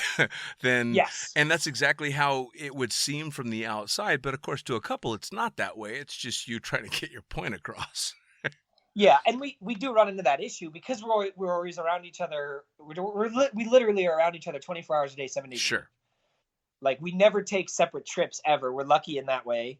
But so we're always at drop zones. So like if she needs to hear something, I'll say it to her when we're training because she needs to hear it to get better and accomplish her goals. And I want to see her accomplish her goals probably more than she wants to accomplish them herself, right? So I'll be a dick and say what I need to because then she's going to learn it. And then at the drop zones, we kind of run into that where people are like, man, he's an asshole when he's coaching it. Well, I'll tell you. It's like, yeah, I tried for years to not be. I'll tell you and what, we found that if I'm a dick, she listens. Yeah, well, and especially having overcome the injuries that she's had and to continue not just to skydive, but to compete at the level that she's at. is really impressive, and part of that has to be that, I mean, it's a tacky phrase, but it works, the tough love scenario to really, it is, to punch it home. And it's not any detriment to her. It's your taking the skill that you've already earned and, imparting it to her in a maybe harsher than normal way because it sinks in.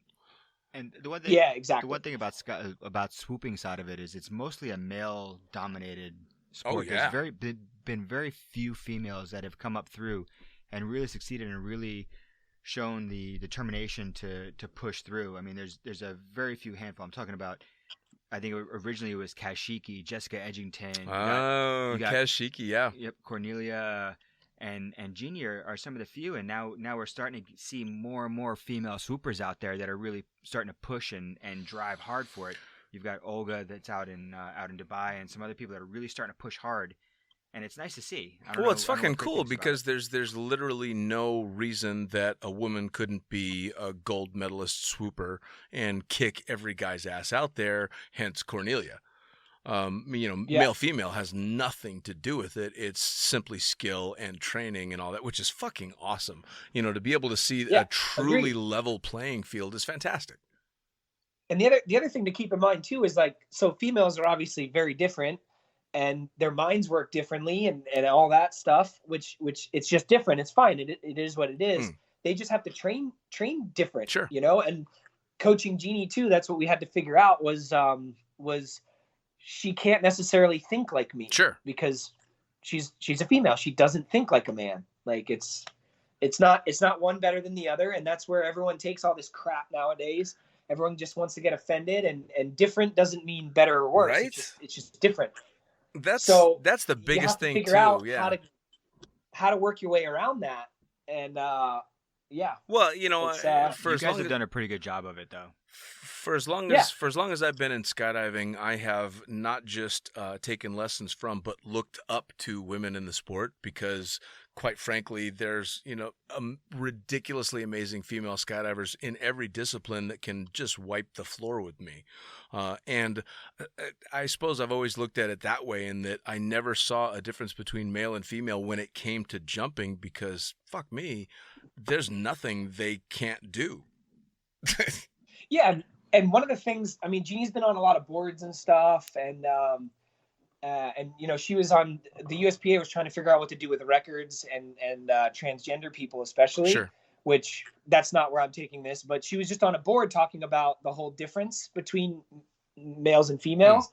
And the biggest thing the board figured out was swooping is so different because the female competitors that compete in free fall and stuff, they don't have to worry about getting as injured as we do, and even just literally going in, they have to worry about getting hit, and they've got knocked out or taken a knee to the temple and got concussions in free fall during training and competing and stuff. But it's not the same level that swooping is intense. Sure.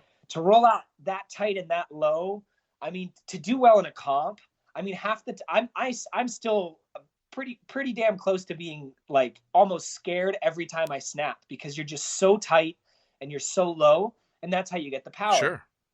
And that was the biggest thing between the different, not even necessarily between males and females, of course, but just the different competitions. Sure.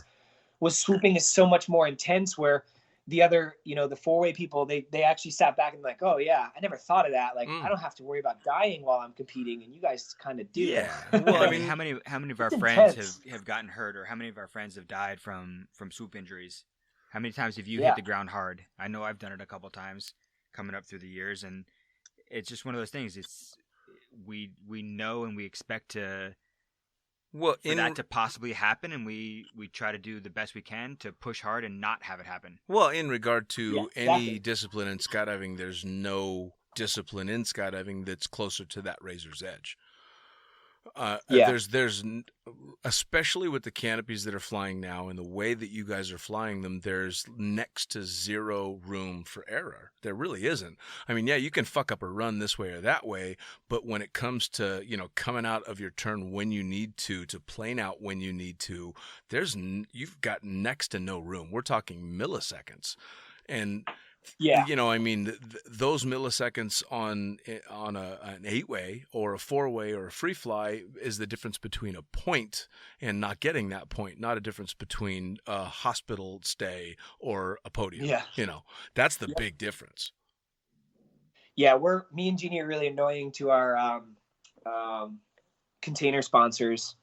Just giving Sunpath a shout out for dealing with us, because we're so unbelievably picky with how everything fits, and especially our risers and that kind of stuff, because you take that comfort away and your confidence is gone. Oh yeah, at the level that you're at, to throw gear fear into it is suicide.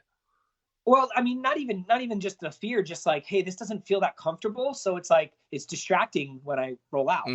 And you know, I don't really like how these risers are working, because they're a little long, or you know, I just don't like the front dive loops or whatever. Sure.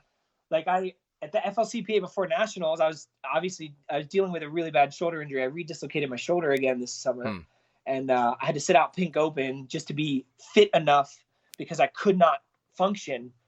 And I still only had 3 weeks to recover in between, and I almost cut the tip of my finger off right the day before that FLCPA. So now I'd spent the whole week trying to learn how to fly around my shoulder problems.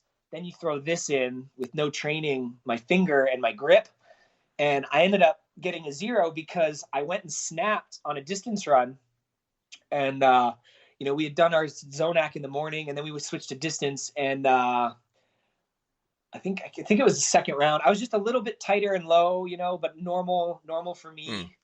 But I was so uncomfortable when I snapped, because my whole right arm just wasn't working properly. Sure. I went straight to toggles. Oof. Like I just like almost before I even finished the rotation, you know, with 30 degrees left, I just went straight to toggles, because I just felt so uncomfortable and out of control that I'm like, dude, I can't handle this. I went to toggles.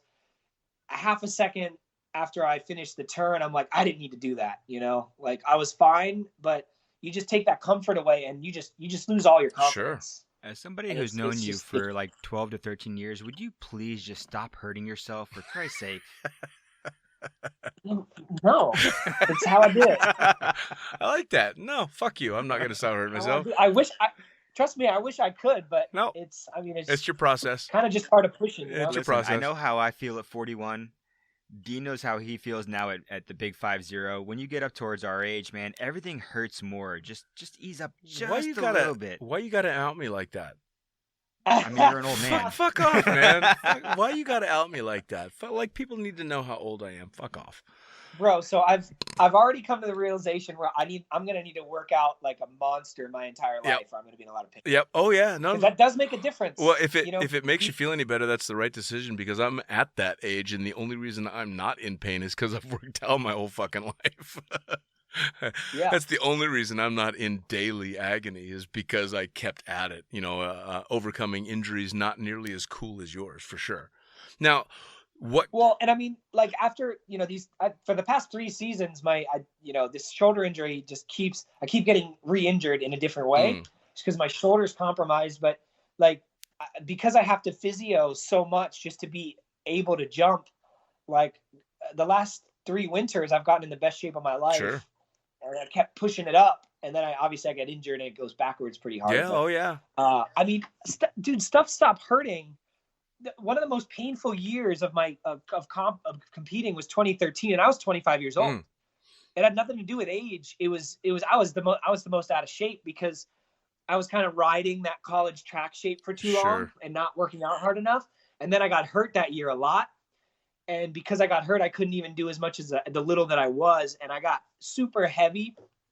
Wearing very little of my weight belt, and because there's rules on that, and then.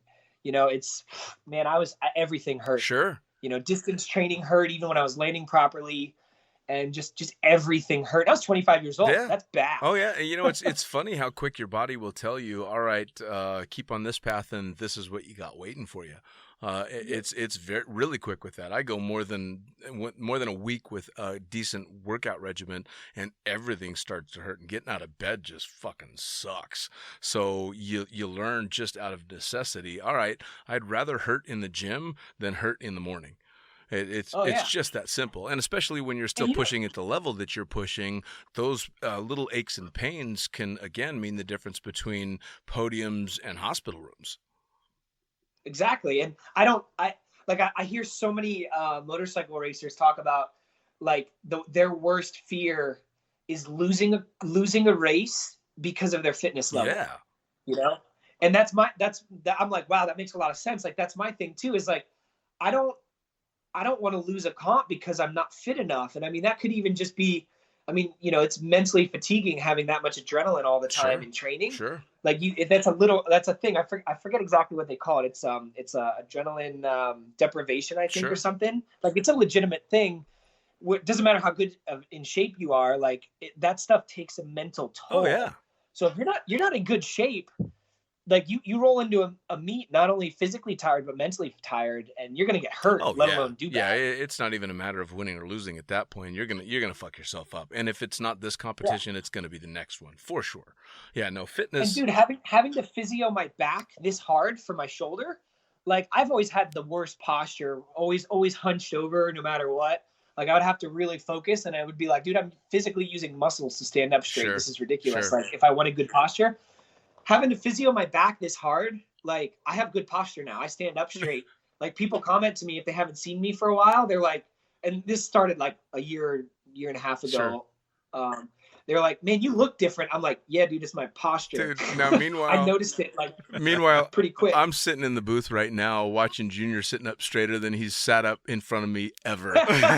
As you're saying, I'm just sitting up straight. I'm like, I work out. What do you mean? It's fucking hilarious. He literally just... I don't work out nearly enough as I should. He just slowly came from this caved over position to shoulders back, chest out, gut in, slowly. And immediately I was like, wow, I feel a little bit better after that. Yeah, that's pretty fucking funny, man. That was good. Dude, we bought a house 2 years ago, and I had a bunch of workout equipment in my house anyways, but the house we bought had this random fourth bedroom that was 15 by 19 square feet, which is huge for a random fourth bedroom. And as soon as we walked into that room, I looked at Gina, I'm like, we're buying this house. Like, this is my gym. Nice. And me and my dad put, 3/4 inch rubber flooring on the bottom. There's 2 full walls that are mirrors. I have an entire gym at my house. Nice. The only thing I don't have is a leg press machine, which I don't really need because I'm better off doing squats for the stability muscles anyways. And if anybody wants to see those photos, they can go to Curt's Instagram. He puts them up every once in a while. Yeah. Well, I don't do that shit where I post pictures of me in my gym. It's usually just my gym. Cool. Yeah. Fair enough. So tell me now, what's next for you? What's next for Alter Ego? What's the next big step? You just took over the FLCP, which is a big fucking deal. Any other things on the horizon we want to know about? I mean, nothing major. We're sticking with just a 4-person team, keeping it a bit smaller. Ryan Brownlow's still on the team. He's been on the team since 2011. Fucking love Ryan. He's kind of, he's awesome, man. He's been on the team for a really long time. He's not as active as he used to be just because he had a kid. Sure. But he's still doing the big meets, so that's awesome. So now it's me, Jeannie, and Alex Hart. He's kind of the new kid on the block. Cool. He's like 25 with like 8,000 jumps and stuff. He might have turned 26 now. I can't remember, but I think he's 25. He's got a lot of jumps, and working with him is kind of, we combined forces, and that's where the Alter Ego Fast Tracks comes with. Awesome. Because he was the only one on the Fast Tracks kind of swoop team. Sure. So we called him and spoke to them about working with him and becoming teammates. And obviously they weren't willing to, Fast Tracks wasn't willing to let go because of Alex, because his dad, owns that team. And sure. We obviously didn't want to lose what we've worked 8 or 9 years for at the time. So it was like, cool, we can just combine forces and work from there. Sure. So yeah, we want to build the FLCPA up and kind of keep that going. Nice. And so where do people go now? I'm a new jumper. I want canopy coaching. I'm a wannabe competitive swooper. Where do I go for that? How do they find out about the swoop league? Where's the good way to track you and everything that's going on? So The best way is the website is actual swoopleague.com Awesome. for the FLCPA. Awesome. You know, it's actually named that because it used to have all the different swoop leagues on it. Like there used to be some European stuff and like the DISL out in Dubai. Yep. And Albert would put some info up about that and all it has all the results basically from almost every comp every year. That's kind of trailed off a little bit just with how busy Albert got. And this year our new website didn't get put up as fast as we wanted. So we kind of didn't have that kind of stuff, but you can find out a lot of information on that. And we're going to try to keep that going and keep that as big as it was. Cool. And then obviously the Facebook page is, you know, sure. For the FLCPA is going to have all that info as well. And that's one of the best places to go. Like, that's why I stayed in Florida. Like, yeah, I liked Florida. But the reason I decided to stay there was for the FLCPA. Nice. Because Jay Maletsky gave me a lot of good advice when I was a young skydiver. And if Jay Maletsky tells you to do something, you fucking do it. Yeah, you listen, like, for sure. You don't even like, you almost don't even question it unless you just want more info about what he just said. I mean, he's don't even OG. think about he's it. Just say, yes, sir. Thank you, sir. Right. And fucking go do it. And he told me, he's like, go to as many comps as you can. He's like, don't let money stop you from going to comps. He's like, sell stuff you don't need. He's like, find a way to get there. If you're allowed to go compete at a comp, he's like, go do it. Nice. You know, and I still do that to this day. So a lot of people ask me, like, why do you still do the FLCPA?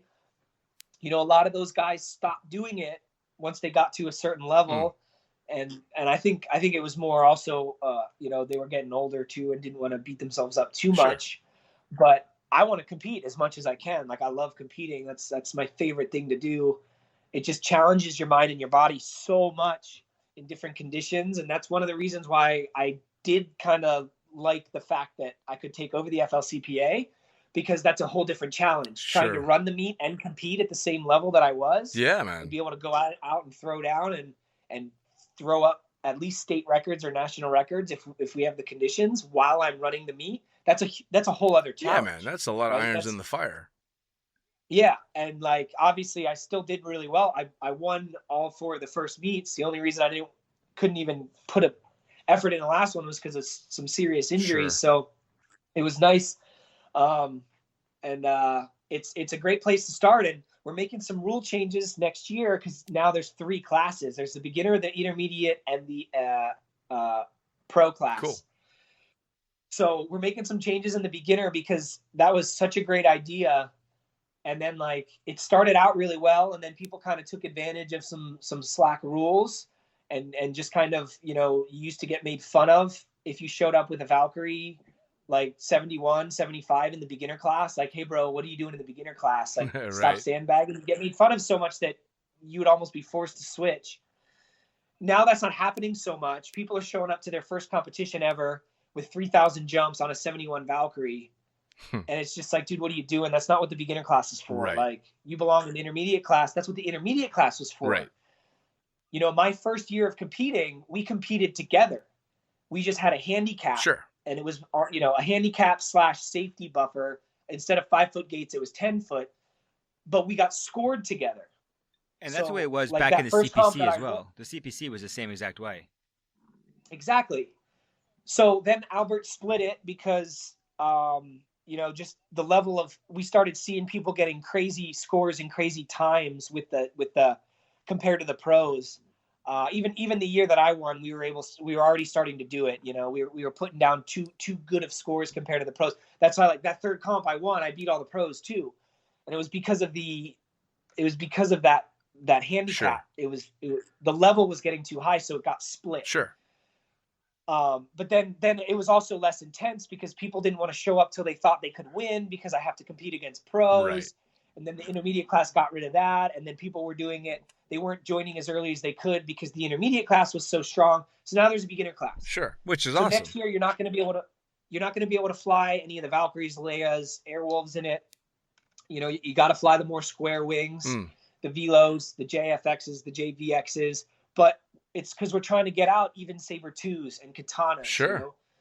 We love seeing the guys on Katana's doing 90s, you know, or Saber 2's doing 270s or whatever. Like, we love seeing that. When those guys come out, like, they get the most help, you know, because one of the best things about the FLCPA, the reason I love it so much is everyone helps everybody. All the pros, even though it's a comp, they take the time to help the new guys and give them free coaching during the comp. Well, and that's something that I've actually always heard about the swooping portion of skydiving, regardless, is that it's very much heavy on camaraderie and heavy on helping someone, whether you're competing against them or not just because you want to see them do well as a friend, but because you want to help keep them safe. So it's this extra bit of help that you can give someone because the stakes can be so high, which is fucking awesome. Yes. Yeah, which is awesome. Now, what's the big meets, you know, some of that, like, everyone kind of gets in their own mind and has to focus on themselves. So the bigger meets, that doesn't happen a lot, you know, as much. Sure. It's just more amongst like super close friends, because that's all anybody can really give. Right. Because the meet is taking so much from them. Right. Because, I mean, even for me still, you know, a U.S. Nationals will still feel like a world championship, even if the flying isn't quite as high of a level, just because of what's at stake. You screw up, you don't even go. Yeah, absolutely. So it's you're not even talking about the level of flying. You're just talking about the stakes. So mentally, it's crazy. But the FLCPA in the middle of the comp is when the new guys need probably the most help. Right. You know, because it's so intense and you get so much out of it, and that's why I love the FLCPA so much. And for sure, you know, our team started getting as involved as we could as early on. I was always being the lead coach, not training all day Friday, to stand at their pond and give every single person coaching on every single landing. Was helping people during the meets. We started, especially when all the class splitting, and then they brought out wing loading rules just to keep people from overdoing it in the wing loading compared to their experience level. Sure. Because we started seeing that even happen with pros at big meets. There was some really bad accidents and even a couple of fatalities. Yep. So that's more for a safety thing, to keep people to check in what they're doing, you know. Sure. It keeps it safe, but a level playing field, which is great. Yeah. Because that's what it's all about. And so we started. That's a lot of medals for the league and stuff, and awards for the league to pay for. Sure. And going home with a medal, even if it's a little rinky-dink, you know, pretty cheap-looking medal, it's still something physical to show how much hard work you put into it. Yeah, man. I mean, it's the medals. Well, just being in the competition in general is badass for any jumper to be able to go out and say, "Hey, I was in this competition." It doesn't matter if you came in dead last, but like I competed in the '98 Nationals for sky surfing, and I'm a silver medal out of 2 teams that competed. Yeah, that silver medal is cool. that silver medal is hanging right fucking next to me now because I competed in the U.S. Nationals in an open class. I've got a silver medal, so yeah, and that's badass. Yeah, absolutely. The beginning of the CPC and the beginning of the FLCPA, there were no medals. It was either a cash prize or thanks for coming out. Like, if you were lucky, you got your money back for the competition. And you went home. Yeah. So it's nice to see and the that's what I mean. Like, I spend money. Like, you spend money. Like, you spend it without thinking about it. Sure. And it's like there's been comps where I've gone to and people hand me thousands of dollars and we don't even get a medal. Or like the DISL used to give you like a giant check too. Right. Like that's about as good. My giant check from the DISL. It's fucking I cool. lost one at an airport because I'm an idiot. But all the rest of them are down in my trophy room. You know. Yeah, it's fucking cool. Yep. I lost mine from the first swoop the first swoop challenge, and the same thing. I was like, oh man, I wish I had that. Yeah. And the year I won, I couldn't get it home because it was so big. So I don't have that one either. And that's a bummer. But I think that's what happened with mine. So what comes next for Alter Ego? Is it just continuing on the normal competitions and the instruction? Yeah. Yeah, I mean, we just want to keep. We're already spread. I don't want to say thin, but we're already doing a lot, you know. So we want to just keep doing what we're doing and even better. Sure. We got into mountain flying a handful of years ago.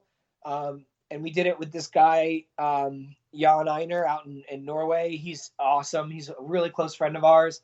He's a freaking Viking ninja. Trains all the special forces out there and stuff.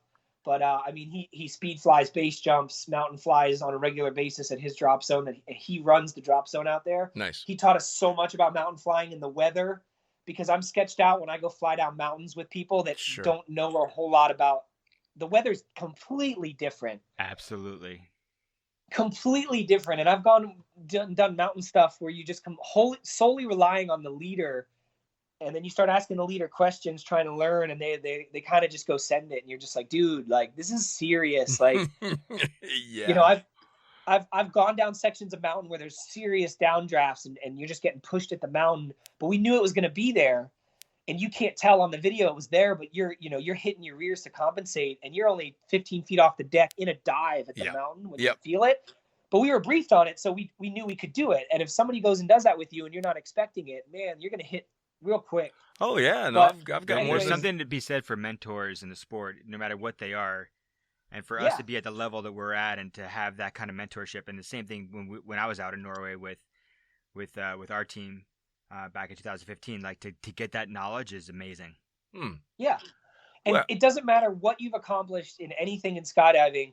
Like nobody should ever feel like they're above continuing to learn.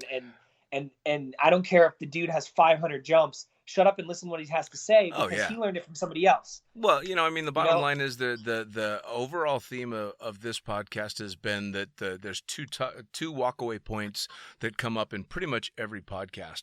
One is the community is fucking amazing, and that's probably what keeps most of us in the sport for as long as we are. And two, you never stop learning. Ever. Yeah. If you've stopped learning, it's time to fucking take up golf, because that's when you're going to get yourself hurt. That's when you're going to get yourself killed. You're always learning, and somebody always knows more than you. And I've said it before in many of the podcasts that I've done. It's nice knowing that I'm an average, middle of the road skydiver, free flyer, swooper, tandem instructor, all the way down the line, because I always know I have something to learn, and I never walk away thinking, oh yeah, I got this, because I'm always making sure that I've got it. It's an extremely important thing. So especially when you're pushing the limits and doing mountain flying and all that kind of stuff, it's a big fucking deal. It really is. Now, and even just with swooping too. I mean, I think one of the rays I've kind of gotten away with any like completely serious gnarly injuries, knock on wood, but it's always because I've never gotten overconfident with it. I mean, if you see me on a regular jump, on any jump, even a competition jump, how many times I do gear checks in the plane? Sure. Like, dude, complacency is what fucks everyone up. Oh, absolutely. Well, and it's like, I never lose sight of how easy it is, no matter how good you are at swooping, how many accolades you have, whatever it is, like, all it takes is one stupid mistake and me not being on my game and paying attention, or just being distracted by something that happened at home, or something somebody said while I'm swooping. And blah, blah, blah. Or you telling somebody not to have a cutaway right before you exit the airplane. Yeah, man, exactly. So as we get towards the end, and especially because we've kind of hit this topic, one of the things that I always ask my guests towards the end of the podcast is, for newer jumpers or for jumpers that have kind of hit the wall and they're wondering why they're still in the sport, what advice do you have to those two categories? I would just say find the correct people to listen to keep progressing. Normally, if you hit a wall, you're getting bored. It's either you're not challenging yourself, or go try something new. It's so easy to get stuck in a rut. I mean, it happens even with swooping, with competition training. Like you're going and doing the same thing so much, like you can get frustrated, or just like the fire can leave. So go out and do something different. Even if it's swooping, just go out and don't stop competition training. Nice. Just go swoop the pond for a while. If you're a free flyer and you're getting bored, go try something else. Sure. Go put a wingsuit on, or go do some high pulls on your canopy. Go learn something different and find the right people to listen to, because some people can lead you pretty far astray with how you need to learn, or just with the attitude. Like, it's all about attitude, right? Sure. That's a good point. Find the right person to listen to is a really good point to make. Yeah, because somebody with the wrong attitude, they'll blow too much smoke up your butt, and you'll get this weird, arrogant thing where you think you're way better than you are, and there's not much else to learn. There's always a lot more to learn. Sure. And just try something else, like us branching off into running leagues, doing mountain flying. Like, part of the mountain flying is we started running a boogie with them as well. We do specialized coaching, and we go out and do a prop 3 days of a project, a weekend of coaching, and we get newer jumpers into mountain flying safely. Nice. They might not be anywhere near the mountain because they only have 150 jumps, but they'll go jump kind of near them and land off in a small landing area. Sure. And like, you know, find the people that are doing it correctly. You know, we're giving them specialized coaching. We're putting people up that know the weather. We're giving them a good leader, not a leader who doesn't really know. Like, I've been with leaders that can't really spot well, and they're leading people down a mountain, and that's like to me, that's a huge red flag. Yeah. So, you got to find the right people to listen to. Sure. It's the biggest thing for me. I've been so lucky to pick that out on my own. Sure. My whole career. And it really worked. Yeah, no, really well. I completely agree. Well, and in all points, definitely trying to mix it up for the jumpers that are getting a little bit stale and try something new. And for the newer jumpers, of course, finding the right mentors and picking that path and listening to everybody and then figuring out on your own, of course, who's full of shit and who's aiming you in the right direction, who's, you know, steering you the wrong way and who's really going to benefit. You know, I mean, that's a big deal. And that's part of the community as well. And one of the reasons that I'm still such a huge fan of the sport and skydivers in general is, for the most part, people try and help, you know, aim you in that direction, which is fucking epic. It really is. Yeah. And on those lines as well, one of the big pieces of that is always ask, if you get taught something, always ask why. Yeah. Right? You need to know, you're not being a wise ass. I was that annoying student that you have to explain everything to me. Not because I didn't understand it. I understood what you said. But I need to know the why, sure, so that I can fully grasp the concept and actually utilize it. If you don't know the why, you can't put it into practice. Sure. No, you just know the information. Completely agree. And if somebody can't explain why, two things are happening. Either they're telling you the right information, they just don't know the backstory, which means they're probably not utilizing it, or it's actually wrong information. Right. Because if you can't explain why, there's a pretty solid chance that it's actually very, very wrong, because there's still a lot of misinformation flying around in skydiving. Oh, sure.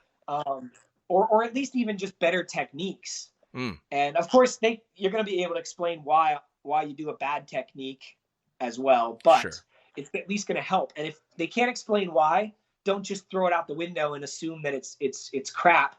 Find somebody who can explain why. Right. Because if it's crap information, the person that can explain why will tell you the correct information and explain why that's right. Yeah, absolutely. You know, just get as much as you can, for sure. I completely agree. Now, on the subject of alter ego, how do people track you guys social media wise? Where are you on Facebook, on Instagram, on all that stuff? Oh man, we have everything but Twitter basically. Yeah, we're on Instagram. Social media are the big two one. And then our website as well, which is thealteregoproject.com. Okay. And then of course me and Jeannie have our personal pages. On Facebook we have our athlete pages. And then we have the team page, the Alter Ego Project coaching canopy school page. We have the FLCPA pages for every single one of those. Awesome. So any one of those outlets, there's a contact form for the FLCPA website and for Alter Ego. That goes to me and Jeannie. So any one of those we check all the time. Awesome. Awesome. And for anybody that's listening to the podcast, you will find links to all the different ways to get a hold of both the FLCPA as well as Alter Ego, so that you can track everything that's going on. Keep an eye on competitions. Keep an eye on whether you want to compete, whether you want to learn, the whole 9 yards. And I'll tell you what, Curt, I cannot thank you enough for taking the time to sit down and talk to me. I guarantee this podcast is going to be one of the ones people are definitely going to want to listen into. Really fucking cool stuff. Cool, man. Yeah, thanks for having me. Yeah, man. You caught me at the right times. I'm not jumping for the next 5 weeks. Perfect. Perfect. Buddy, it was really good talking to you. I can't wait to see you again. I'm sure at competition at some point we'll run into each other. Hell yeah, man. We do it all the time. So all right. Well, perfect. I mean, the best of the wife, and I can't wait to see you guys. To Curt on the line. Yeah, same here. To Curt on the line and to Junior sitting here, gentlemen, thank you so much for the time, man. It's been fucking fantastic. Take it easy. Take it easy, buddy. All right, fucking hell. That's another issue of Lunatic Fringe, Into the Void, in the can with me, the fucking pilot, and Junior Ludwig. Yep, David Junior Ludwig here as well. Again, we were brought to you in association with Help me out. Blue Skies Magazine. Fuck you, the greatest magazine in the known goddamn Absolutely. universe. Absolutely. BlueSkiesMag.com is where you're going to go if you want to subscribe to the magazine, because let's face it, if you're not already subscribed, you're an asshole.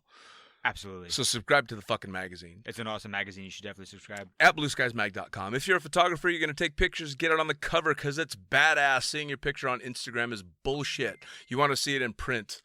Absolutely.